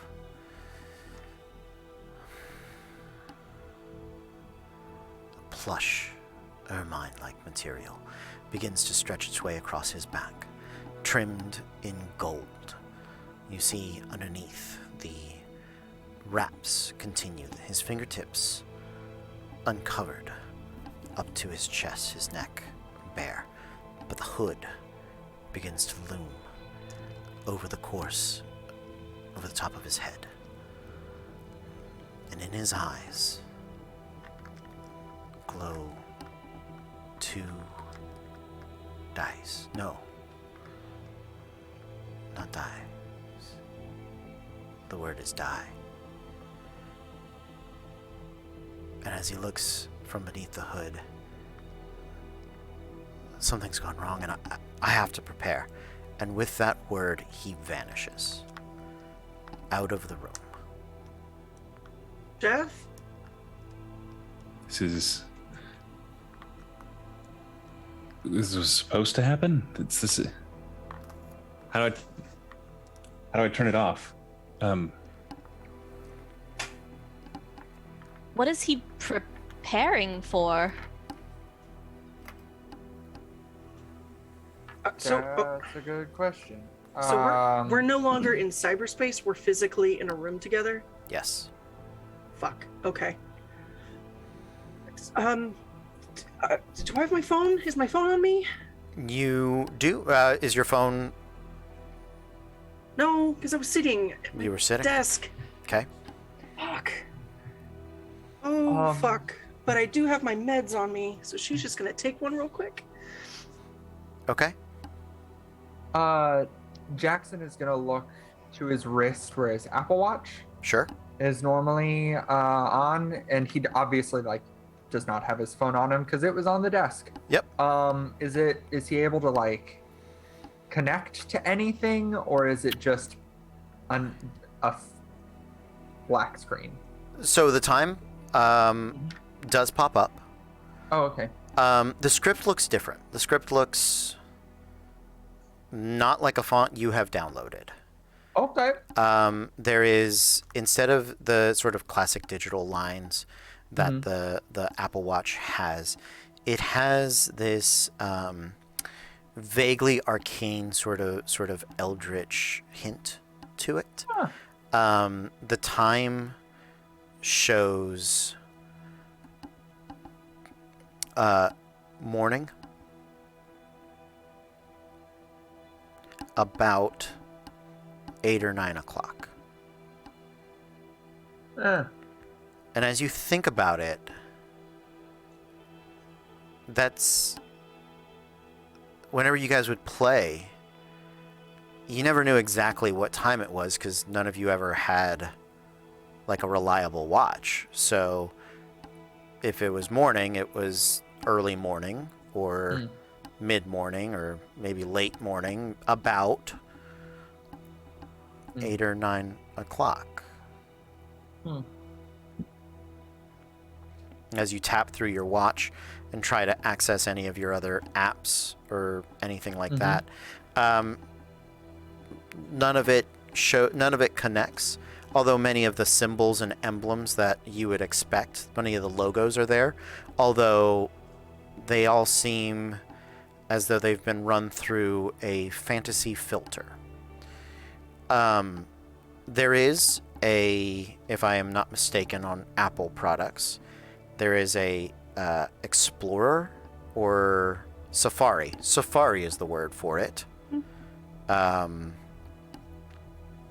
that one, when you try to open it, says that gives you the most sort of feedback of any of them. And when it does, it opens up sort of the website, and the error it gives you is so normally it says like no connectivity, right? It gives you the similar error to when you're like on a Wi-Fi network but you don't have the password. But the network or the internet it's described as the Fairfield. No Fairfield connectivity. User access not recognized. Okay. Have any of you ever heard of Fairfield before? Is that like a city? Is that a building? Sure, Not probably. off the top of my head, but it sounds like a hotel, if anything. Yeah. But, Okay, weird.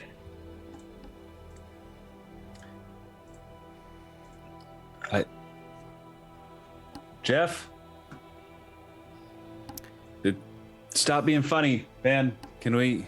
Your voice echoes hollowly, the sounds bouncing across stone walls.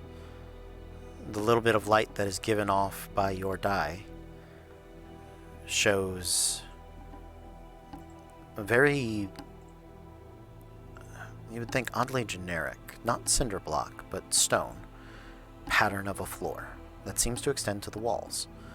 And although you can't see the ceiling, for some reason, it is almost certainly of the exact same texture and design.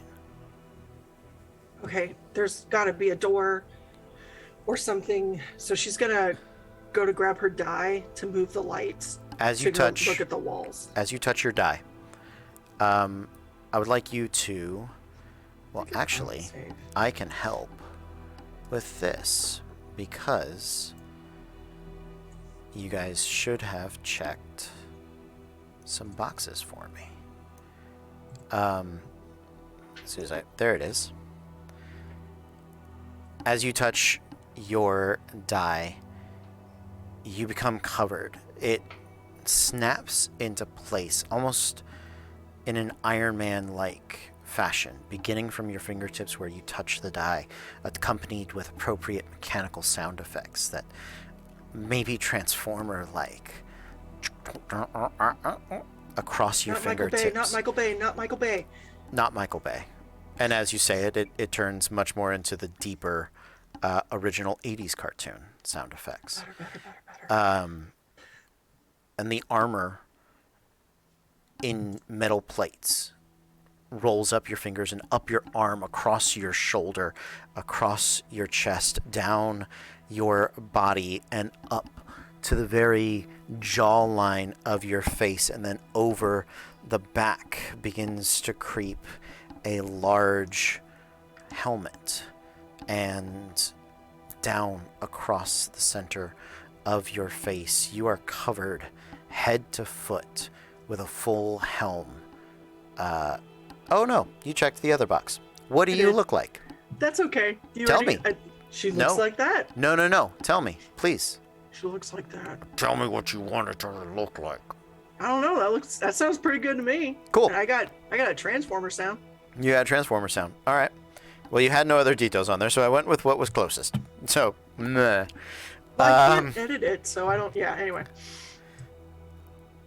So it starts out as very blocky metal, and then as you're thinking about it, this feels uncomfortable. You feel a little claustrophobic. You don't necessarily like everything being covered. And so it begins to thin out into more of a mithril, sort of shimmering, tightly woven. Not quite gown, pants, and sleeves, Poser. but much lighter armor. And on your back, there is a sword. And without even looking at it, you can feel on the broad hilt of this blade 2 gemstones, like cat's eyes, that never blink, but scan the area behind you. It is elegant. The blade is finely honed. It is long, thin, and sharp. The basket handle that these gems skate across keep a distinct vigilance for you. And you go to reach for it, like, oh, I'm not gonna find you a way out of here. Excuse me? Is that in my head? You tell me. Did you guys hear that?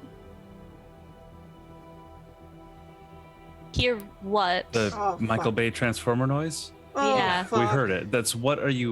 What just happened? Oh, please, you're not that crazy. They can hear me just fine when I Okay. want them to. You guys do hear that second response. What? I don't know. Is something up? What is this on my back? You can pull it. You can touch it. Like, it's there. It's not moving from you. Yeah. Why do I have a sword? Why do I have a sword? Why don't you have a sword? Why did you not have a sword before? That's the real question. Okay. Can you get us out of here? I already told you I couldn't. Or that I wouldn't. Either way. What the fuck? What is happening? I think you might be right, though. That's got to be part of it. He said it was a game, right? Like, we have to play the game? And Yes. What game? I've never played a game where I was like this. I think Jeff is going to kill us all. VR And Terry Is a thing. Terry stands up and grabs his die. And as you touch your die, the energy begins to creep across your body. The clothes are simple, although sharp, geometric. There are points to the sleeves that creep down over the back of your hands and wrap like rings around those 3 central fingers. The elbow pads are oddly angular as well, almost as though they came to a point. There is a almost military-like elegance. It is, perhaps in a word, austere.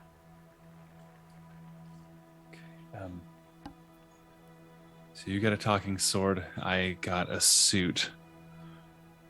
I feel like the technology kid from American Gods. You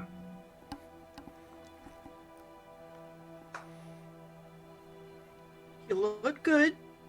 Should I Desi? see what I get? Sure. Okay. And she'll also reach a hand out and touch it. Of course. And as you do, a gorgeous, elegant, beautiful,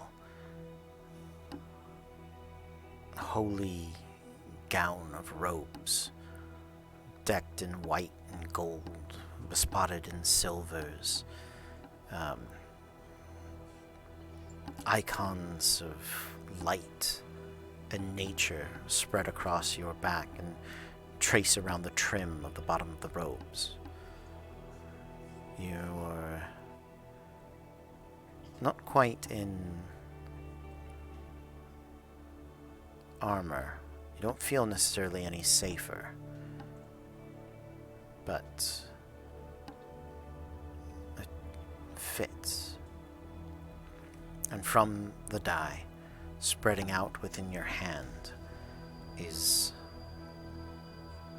a tall staff of deep mahogany wood inlaid with a spiral of gold that terminates at the bottom in a almost spear-like point, but at the head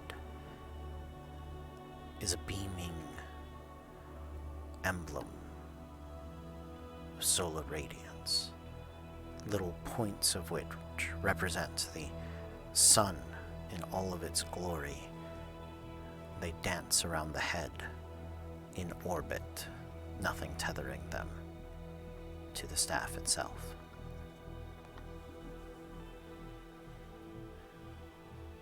Well, that's cool. I kind of like this. I maybe we'll like the game. And she's just kind of Okay. like playing with like the trim of her dress and her sleeves. I guess if you all are doing it, and he'll reach out and grab the die. Of course. And as you do, your clothes, your traditionally tight leotards of gymnastics prowess, give way to light flowing fabrics of silk and cotton, of ermine, things that bring to mind perhaps a Near Asian or Arabian styling. The robes and sashes flow about you, a particular scarf that might creep up and make a good bandit-like mask. Your chest is exposed, your arms are, you are sleeveless, because sleeves are bullshit, as you well know. But the stylish gloves that you wear are very stylish. On your belt, there is a pirate-like cutlass, broad-bladed and slightly curved, tucked into your sash. And as you feel around, there's a few more tricks in that belt in particular. And as you all are watching him, an oddly large smile spreads across the face of Jackson, grinning from ear to ear in a way that you don't know you've ever seen him do. I could get used to this. This is pretty fucking cool. Hey, You seem pretty happy. Anything talking to you, telling you how? No, but I got a cool fucking sword. And he'll pull out the cutlass. Yeah, it is a good-looking sword. It is not particularly fancy, especially by comparison to the staff or to Lauren's blade, but it is definitely functional and looks like the type of blade that has probably held up a traveling caravan or two.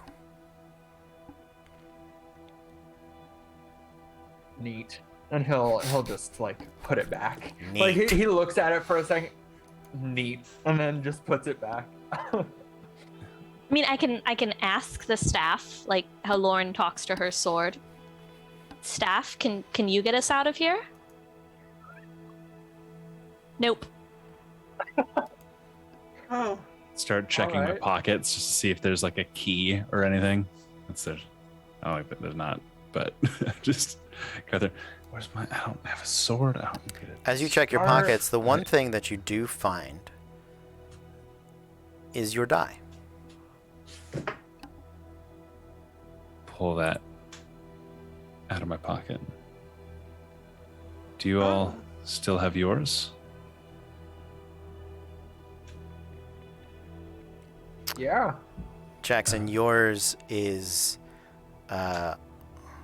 woven into a bead of hair that is, you find sort of, you didn't realize it was longer. It's No, I won't say it's man bunish. You can choose your hairstyle. Hell yeah, it's man bunish. Why Absolutely, not? absolutely, man bun it up, right? If you can, Fuck yeah, Why not? if you gotta. if you gotta.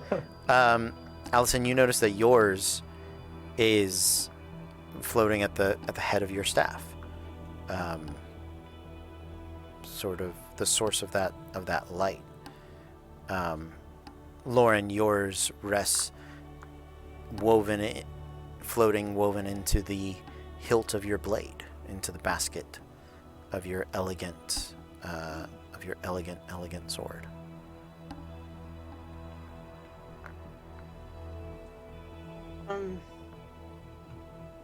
Your sword?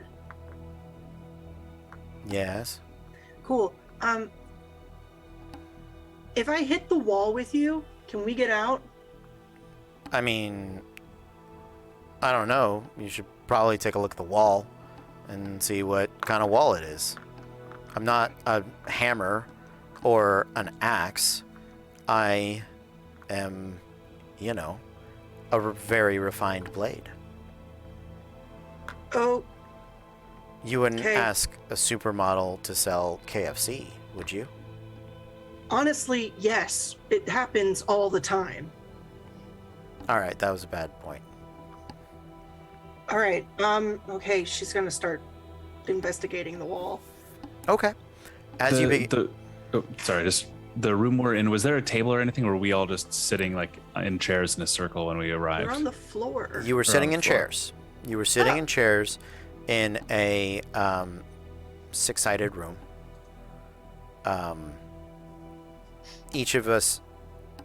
Everybody had a wall that they were essentially sitting next to. Jeff has absconded from his. Theo never made it to his, so the other four of you still remain. Lauren has begun investigating through the walls. Is there anything else in particular the rest of you are doing?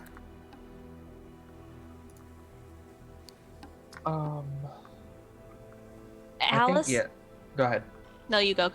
I was just gonna say that Jackson is gonna do the same as Lauren. Just Okay. whichever way she goes, he'll go the opposite so that they can try and cover Yeah. as much area as possible. Absolutely. Absolutely. Both of you do me a favor. Roll me a intelligence check. So we just roll the number of die that we have. That's right. You roll 2d6. Two Ooh. successes. All right. 5 and a 2, so 1 success. So one success. There you go. Okay. Nice. Yeah, Jackson, Lauren, you see it just a second after Jackson gets to it, but there is along the wall behind where Jeff's seat was, about 3 feet off to the side. You're sort of feeling around on there, and there is clearly a you can feel the wind from the other side in the cracks of this stone beginning to pour through. Lauren, you're on a wall probably where Theo would have been, and you find a part of the mural in the relief is oddly handle-like. It feels like you could turn it if you needed Aha! to. Okay. I got a handle. I got a knob. I got a something. Well, open Good. it. Yeah, See, open it. See where it goes. Oh, okay. So as you turn the handle, you hear this brief release of gas, and for a moment you all have a sickening panic in your stomach. You remember one game that you played with Jeff in which you released like methane into a room and then lit yourselves on fire, and Jeff had to restart the game. Like it was like the first thing you guys did immediately, and he didn't know what to do. And you remember Terrence being ready to quit, Allison feeling upset that she couldn't solve this with her magic, but she didn't know what any of her spells did. It was an odd moment that sort of decided how a lot of you felt about playing the game. And as you hear that gas and that memory comes to you, the smell of methane just creeps towards your nose.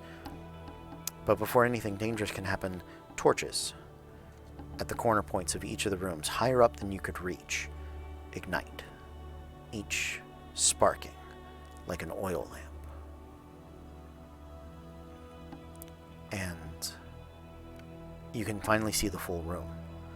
Along the walls, the murals. As you look over them, each of you, looking back to where your chair was, you each see a scene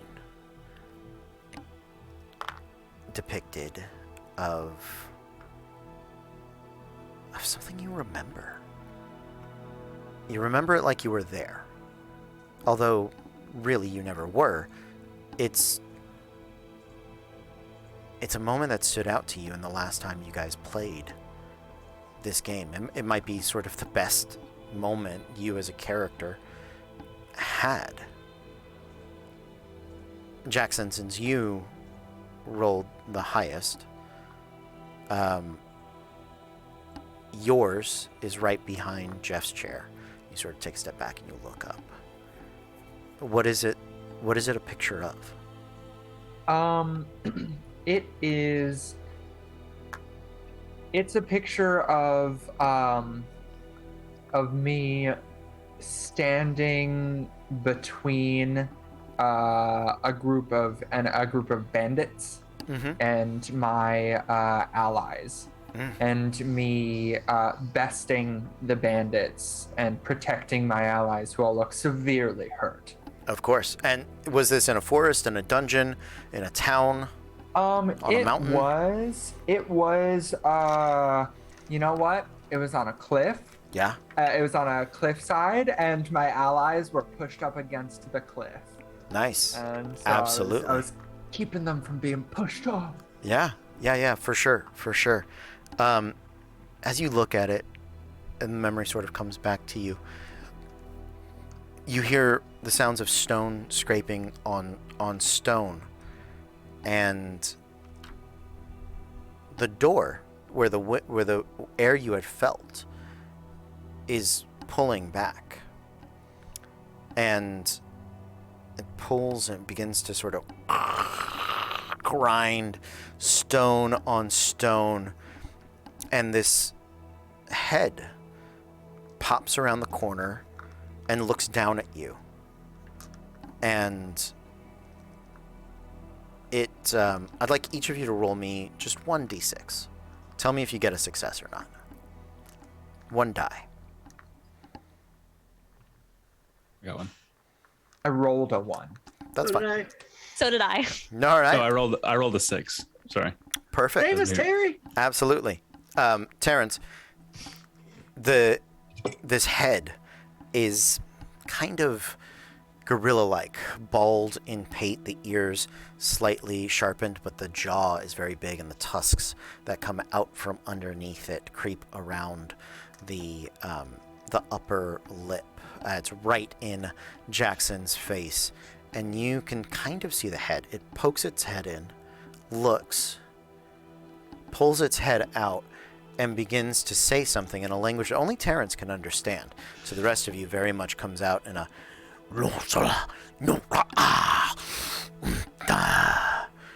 Terrence, your mind automatically translates it, and you know it's there are heroes here.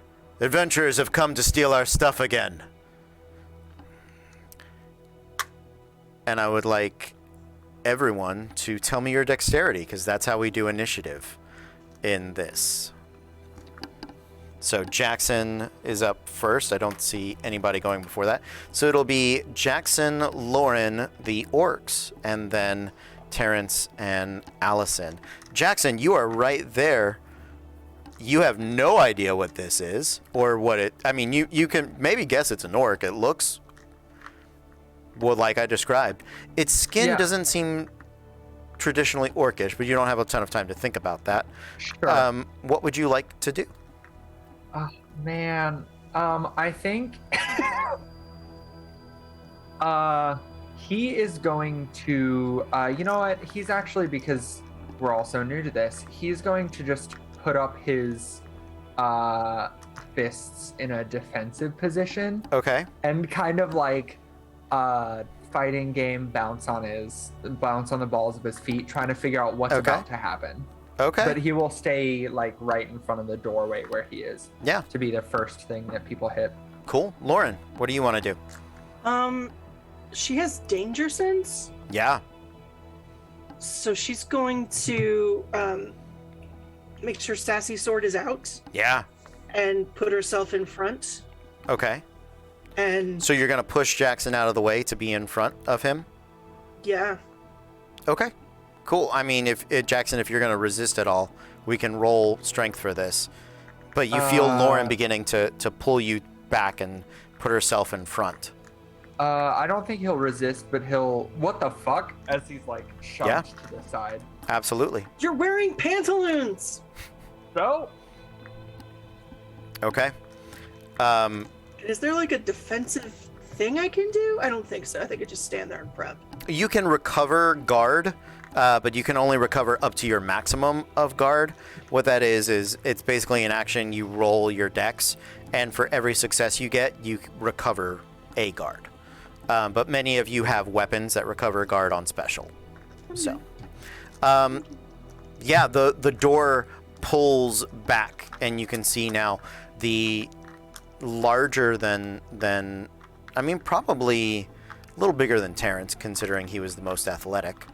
And Jackson, you're no slouch, definitely being a gymnast, and not a female gymnast, so you can be taller. You're fine. Female gymnasts are very short, traditionally. That is not a statement on. Yeah, yeah. But you guys see there are 5 of these orc-like creatures in this next room, and the one of them is the closest, is going to absolutely begin to make the attack.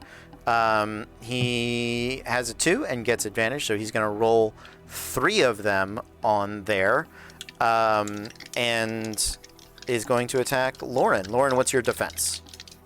1. Defense 1. Okay, so he needs 2 successes to hit you at all. He gets 2 successes, a 6 and a 5. He has no special, so you are gonna take 1 point of damage.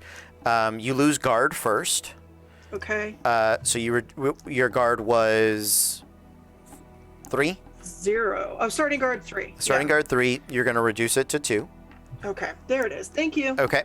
The next orc comes bursting in past the first one, and is going to also attack Lauren, seeing her blade out. And as these orcs are, again, a 6 and a 5, your vigilance blade is dashing between the two of them.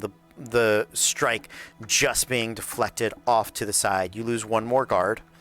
And then from the back, 3 arrows are going to come just whizzing into the room. I'm going to give them a disadvantage because they're shooting past people and they're shooting through a door. So I'm going to each of you increase your defense by 1 for this attack. Okay? So when I ask for it, I'm giving them 2 disadvantage, basically. No, actually, I'll give them 1 disadvantage and roll the bad die. Yes. So when you roll the bad die, any successes on the bad die take away a success from your regular die. That is how single disadvantage works. Every advantage adds a die. There is no limit to them. They got 1 success, but the bad die succeeded as well. So that is going to be a miss. These 3 arrows come rolling in, 1 ostensibly at each of you. Lauren, yeah, like Spider-Man, you duck, dip, dive, and dodge your way past them. The rest of them just bounce off of the stone in the chair on the far side. Allison and Terrence, Who of you goes first? Who has the higher intelligence? I've got a 2. I have a 2. Who has the higher wisdom? Got a 3.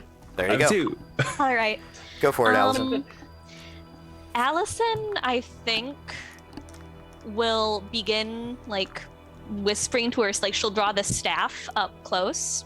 Mhm. She'll go, "All right, you're very obviously magic. Could you just like magic blast? Because it's glowing, it's spinning. Sure, sure. He's played D&D before. We all Yeah, have. yeah, you have. Yeah, go ahead. That is a scripture attack? Yes. Okay, go for it. Roll the attack. All right. So that is my wisdom 3 plus my D12. Okay, I'm going to give you a single disadvantage. You are shooting past friends as well, so go ahead and roll the bad die with that. These guys have a defense of 0, so you only need 1 success to hit them. Okay. Do I have to roll also because casting a scripture has a difficulty of 0? Do I You make a single roll, and you have to succeed at both. Okay. So, for instance, if they had a defense of 2, you got 1 success. That means you cast the spell successfully, the scripture, but you didn't hit. Right? Okay. So it's a single roll compared against 2 numbers. All right.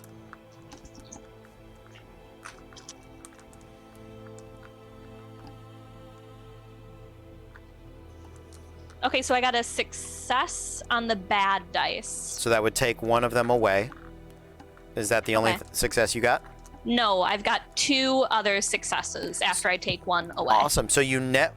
afterwards. So you net 2 successes? Yes. Awesome. You're going to deal 2 damage to this orc. Because orcs are berserk, they have no guard and only has 2 health. So as you levy your staff, asking it to magic blast, a ray of light rips from it. And as it does, you all hear this. The chuckle and the laugh rails into the orc, and like a movie maybe some of you have seen, the light that hits it turns it to stone.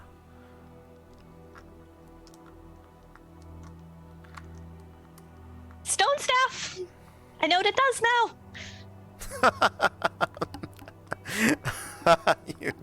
Oh, wow. Thank you, staff. Give it a little kiss. Okay. Terrence, what do you do? I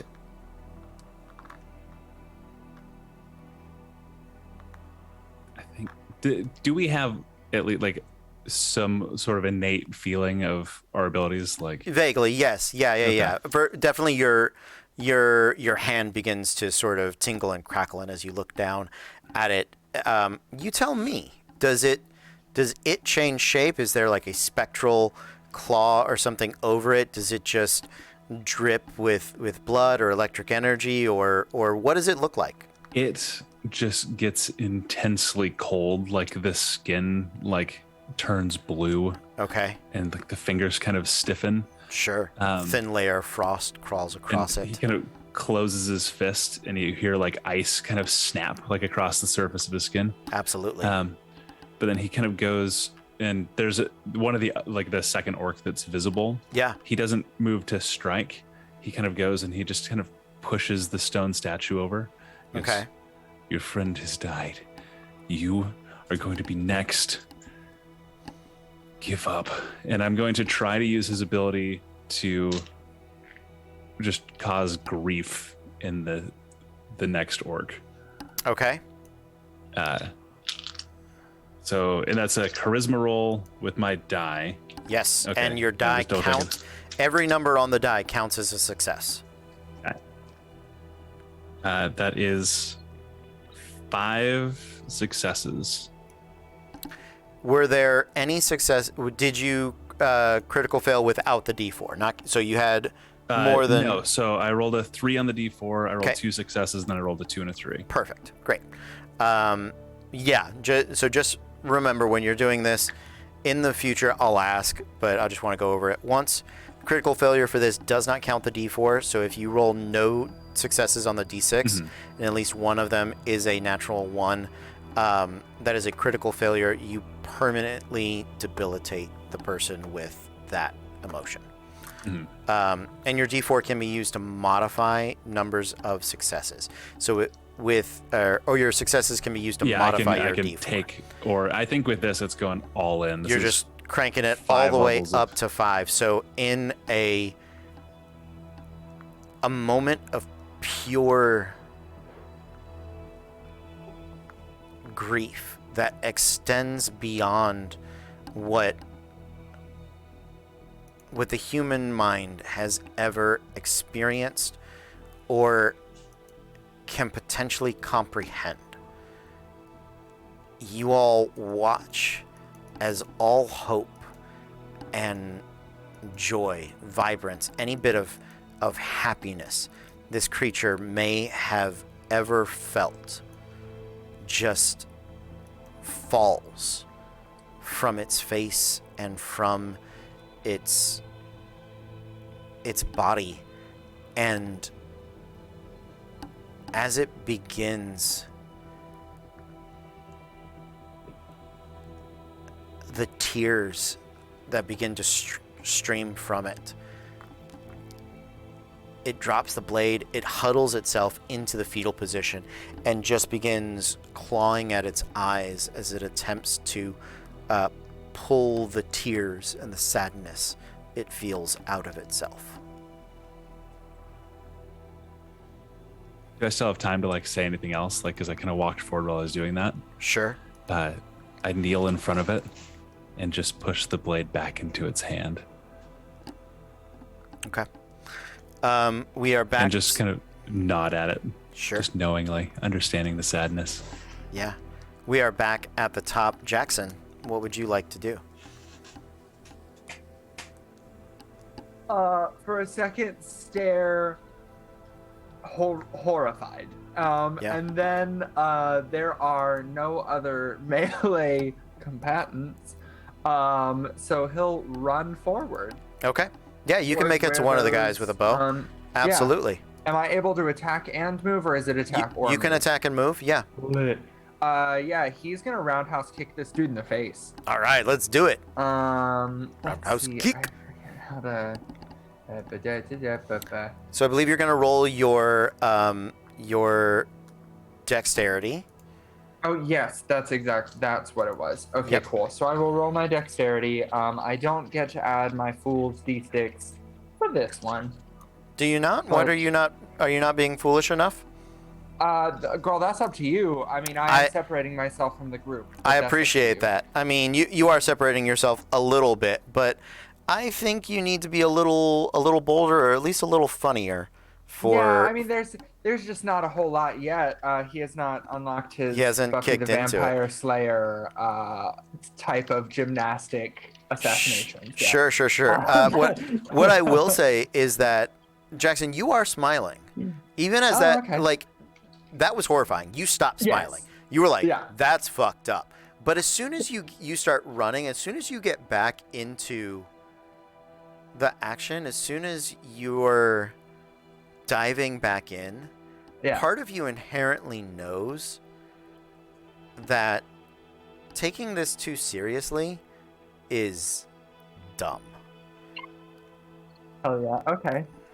Yeah. Then as he fuck it. Yeah. No. As he starts to realize that as he starts running forward, homeboy's literally gonna cartwheel, backhand spring, slam his feet into this dude's face. Okay. Because gotta have fun with it. Sure. Yeah, go for it. Go ahead. I'll give you the D6 on that one. Oh, sure. Go for it. Thank you. Let's see. Oh shit. So I I rolled a 6 on my fool's die, so I get to roll another d6 and add it to the present dice pool. Nice. But that was it's a 4 through 6 is a success. Yes. Then 2 successes. 2 successes. Okay. Um, so, but that's not your circle. That's not your fluke. No, it was not.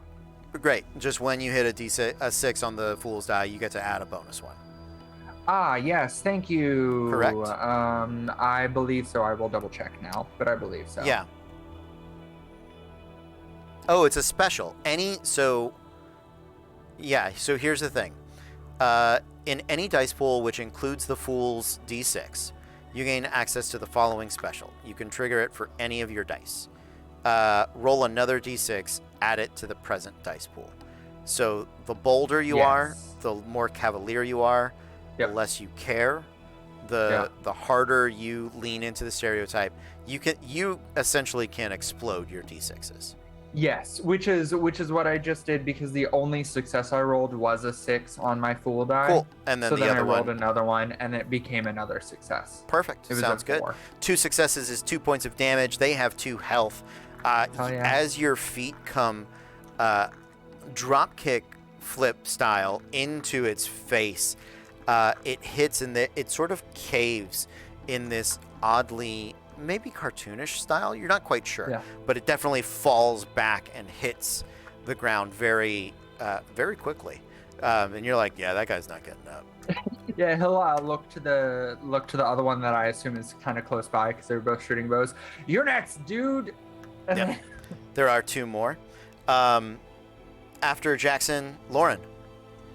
So, with my special for my sword, does it happen automatically, or do I have to hit someone? So the special on your sword, it gives me 2 guard. Yes, when you make an attack with it, and you roll a 6, you can use one of those 6s to recover 2 guard. Okay. Well, she's not gonna do that. She's going to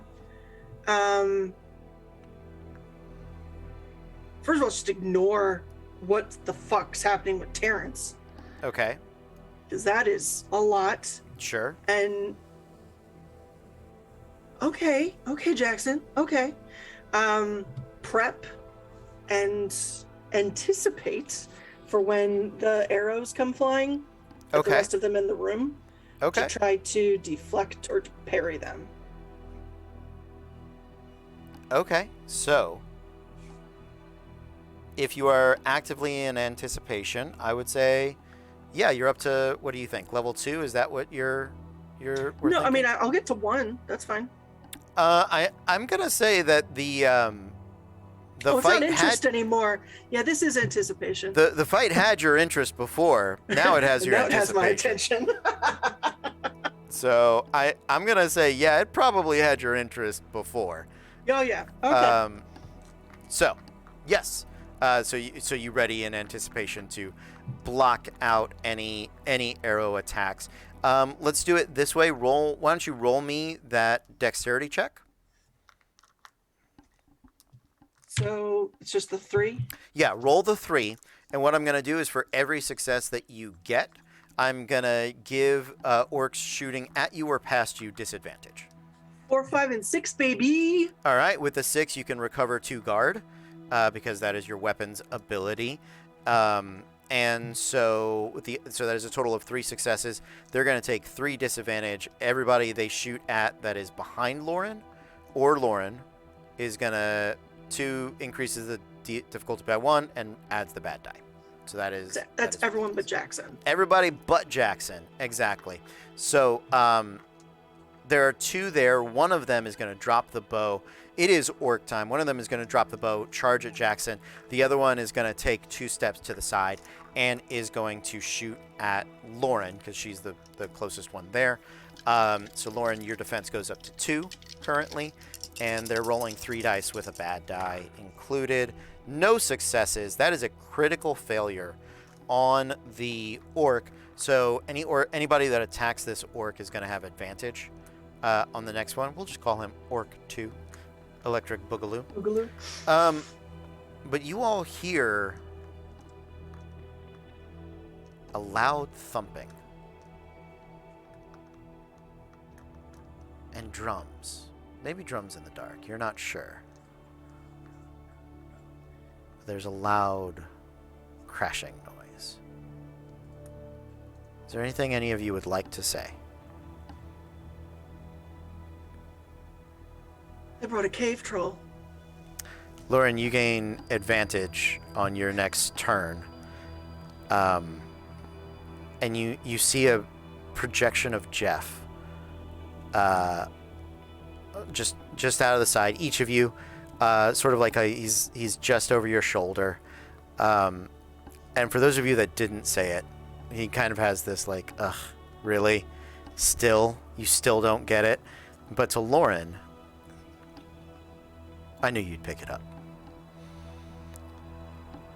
And so you have advantage on your next turn. And as you say it, they brought a cave troll. A cave troll comes bursting through the hall into the hallway. After the orcs, it is Terrence. Terrence, oh right, he has to roll a willpower check against your 5. Essentially, there's no way he can make this. So yeah, he is going to stare at the dagger intently, his eyes blurry with tears, and then he is going to look at it closer and closer and closer until one eye closes and the other stares at the tip of the blade, and it slowly needles its way into his skull. The entire time, Terrence is like sitting with it, like holding his shoulder, like kind of nodding with him. It is your turn, Terrence. I think Allison goes before me, Yes, right? Allison, it is your turn. I didn't write it in that order, but that's what happens. All right, let me walk away from what Terrence is doing. Best friends ever. Hey, I've killed nobody. I know. Yeah. Well, the law of transference you have, but that's okay. Go ahead. So she sort of sees like Jeff Yeah. out of the corner of like her eye, like Yeah. in that moment, and Yeah. she's just gonna whirl on him Okay. or where he was and kind of slam the staff down and say, "Jeff, you fucking dick, get out here right now. Staff, make Jeff come out here." As you spin about, it pops up on the other side, and Jeff goes, "Sorry, you probably thought this message was live, but it's not. I've been thinking about this game for a long, long time, and I realized what I did wrong the first time, and I'm not going to do that this time. It's going to be okay. I figured it out, and guys, it's going to fix everything." And as you demand that the staff bring Jeff back, where Jeff was, sort of stepping through the visage, you see this figure that is laughing. And you recognize them instinctively. They're difficult to see because they're haloed in a corona of light behind them. It's almost as though you were attempting to stare into the sun, but the shadow that they cast, and it doesn't hurt your eyes in an odd way. But what do they look like to you? Masculine. You recognize them. You recognize them as the Lord of Light.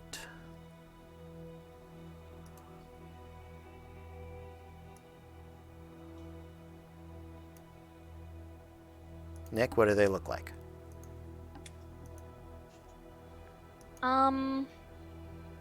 Lord of Luminance. Excuse me, Luminance.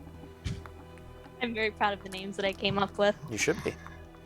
I think for as much as they are humanoid. Mhm. They are missing a lot of features. Sure. Like, it is almost as if someone like, do you know when you're a baby artist and you go to Michael's and you get the little posing stand Sure. and it's made of wood? Yeah. It's almost like that, but made of glass. Okay. Very reflective. I will say the one feature that does maintain with them is a laughing smile, and as they replace Jeff, you realize for a moment you are outside of space and time in just a second. Oh, would that I could, darling. He's unfortunately the master of this domain. But I suppose for a strong enough debt, I could put you in the right direction.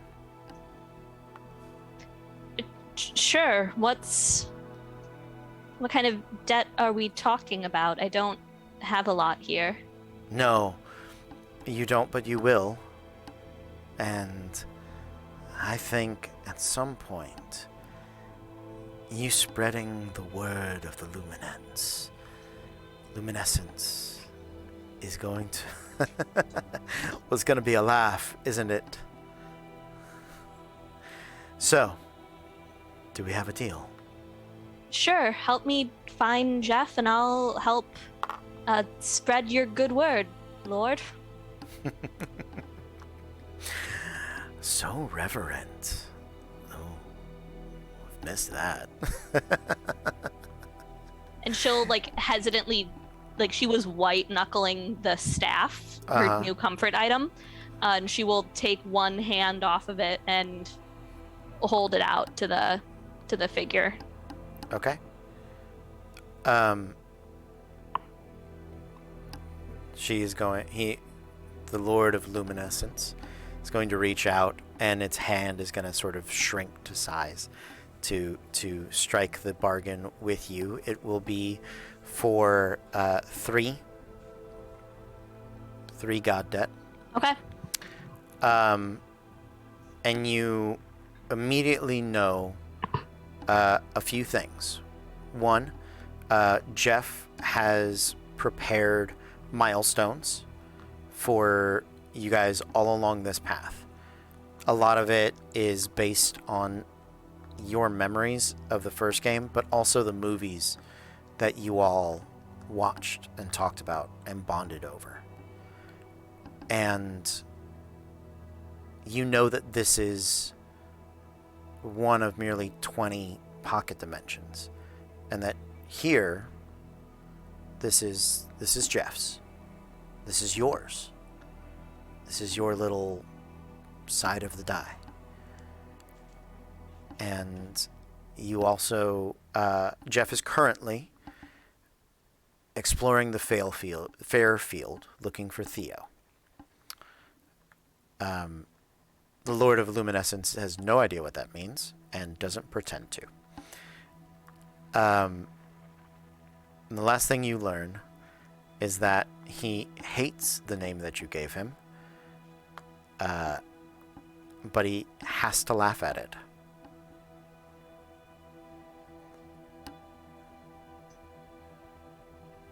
Thank you. I will, next time I find... Am I supposed to do it with the orcs, or can I wait for someone friendlier?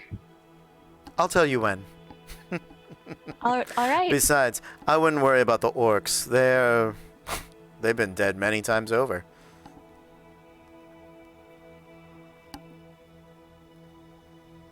But they're alive right now? Oh, those aren't alive. They're fallen.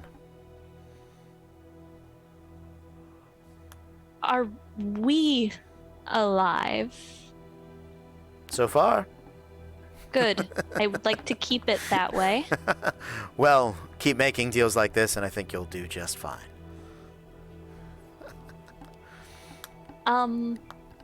What is a fallen? That'd be telling, and we already have our deal. See you later. You got orcs to kill. Question? Yes. Yeah? Could we hear any of that? No. Dope. Cool. Yeah. You, according to you guys, you watch as Allison yells for Jeff, stares in the distance for about 3 seconds, and then just looks back. Cool. You don't hear even her side of the conversation. So up until the point where the Lord of Luminescence shows up, that's it. I will take out of persona, out of character guesses as to why he's laughing. What do you got? I think I made Jackson my god, and I think it's no, I don't. Allison is as we have established, she is popular, she is social media savvy, and she named a deity LOL. Oh my fucking god. All right, that's all. We can end the thing now. After Allison, it is Terrence. Oh, Cody won D&D. We're done. Okay. Terrence stands and like straightens his coat. Uh-huh. And then there were 5 orcs, 3 of them are dead, and now there's a cave troll coming and 2 living orcs, right? Yes, correct. Okay. He turns and just looks at the 2 remaining orcs. Okay. He goes, "Most of your friends are dead. Call off your cave troll and treat us as guests." No magic here, just trying to talk them Sure, down. make a charisma check. Okay, and then I have an ability that lets me perform with my D4 where I can use it to modify. Yeah, one of my emotional dice. nudge. Yeah. Mm-hmm. They have a willpower of 4, so we're just going to make it a contested roll. Okay. I'm gonna make 2 successes. They got 1, so I'm going to say one of them starts trying to call off the cave troll, who just steps through him and stomps on him. Yeah, okay. Just T-Rex style. Just so.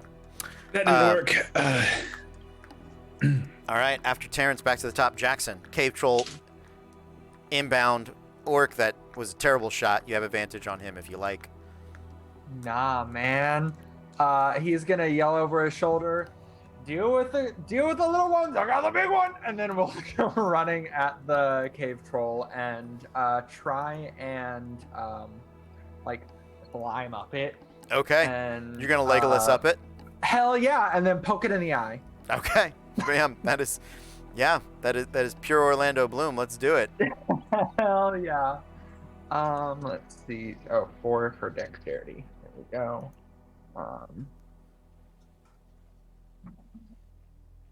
Fuck. Okay, so I got 3. Yeah, so I got 3 crits. So 3 successes. Wow. All right. Are there any specials you want to activate with that? I mean, you can activate the roll another die. I mean, am I okay? Never mind. Hold on. Let me roll the fool's die really quick. Then yes, I will. Fuck it. I'll do all 3 of them. Why not? Okay. Go for it. 2 more successes. So that is a grand total of 6 successes. Great. It has a defense of 1. So you have dealt 5 points. It has.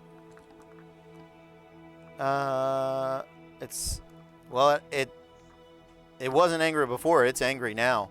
Has no guard when it's angry and has advantage on attacks, but it has 8 health. So you dealt 2 guard and 3 health. It's down to 5 health. 5 health Nice. remain.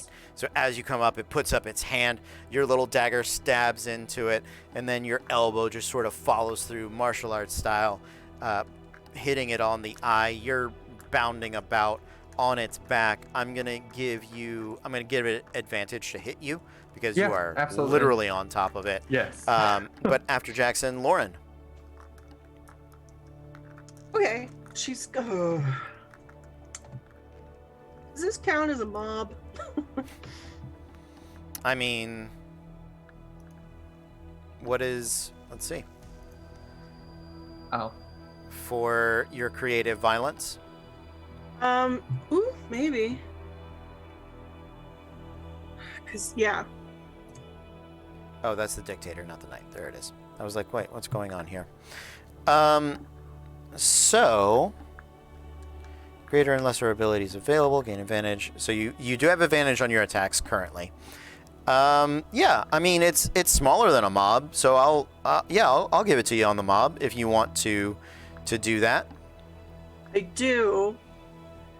Because we're staying in a Lord of the Rings theme. Okay. So she's going to run up to the cave troll. What is your venting ability? My venting ability. You haven't picked one according to your sheet. Decapitation strike, combat frenzy, or duel. Oh, it didn't say I had to pick just. I think I'd originally chosen duel, but I didn't think I had to pick just one. Okay. Like I thought it was like it could change because the way the rest of it's worded, it's like pick one, and Right. this one was I don't know whichever one you want to activate one of them. Okay. Yeah, I'm fine with that too. I'm good with that. Your defense is 1, danger, blah, blah, blah. Emotionally engaged. But I had duel anyway. Yeah. And duel, choose one opponent. They cannot attack unless They anyone have to until choose you. me. Yeah, they have to choose you. Creative violence. Player has 2 or more of an emotion. They can expend it all to achieve an incredible feat. Pick up the D8.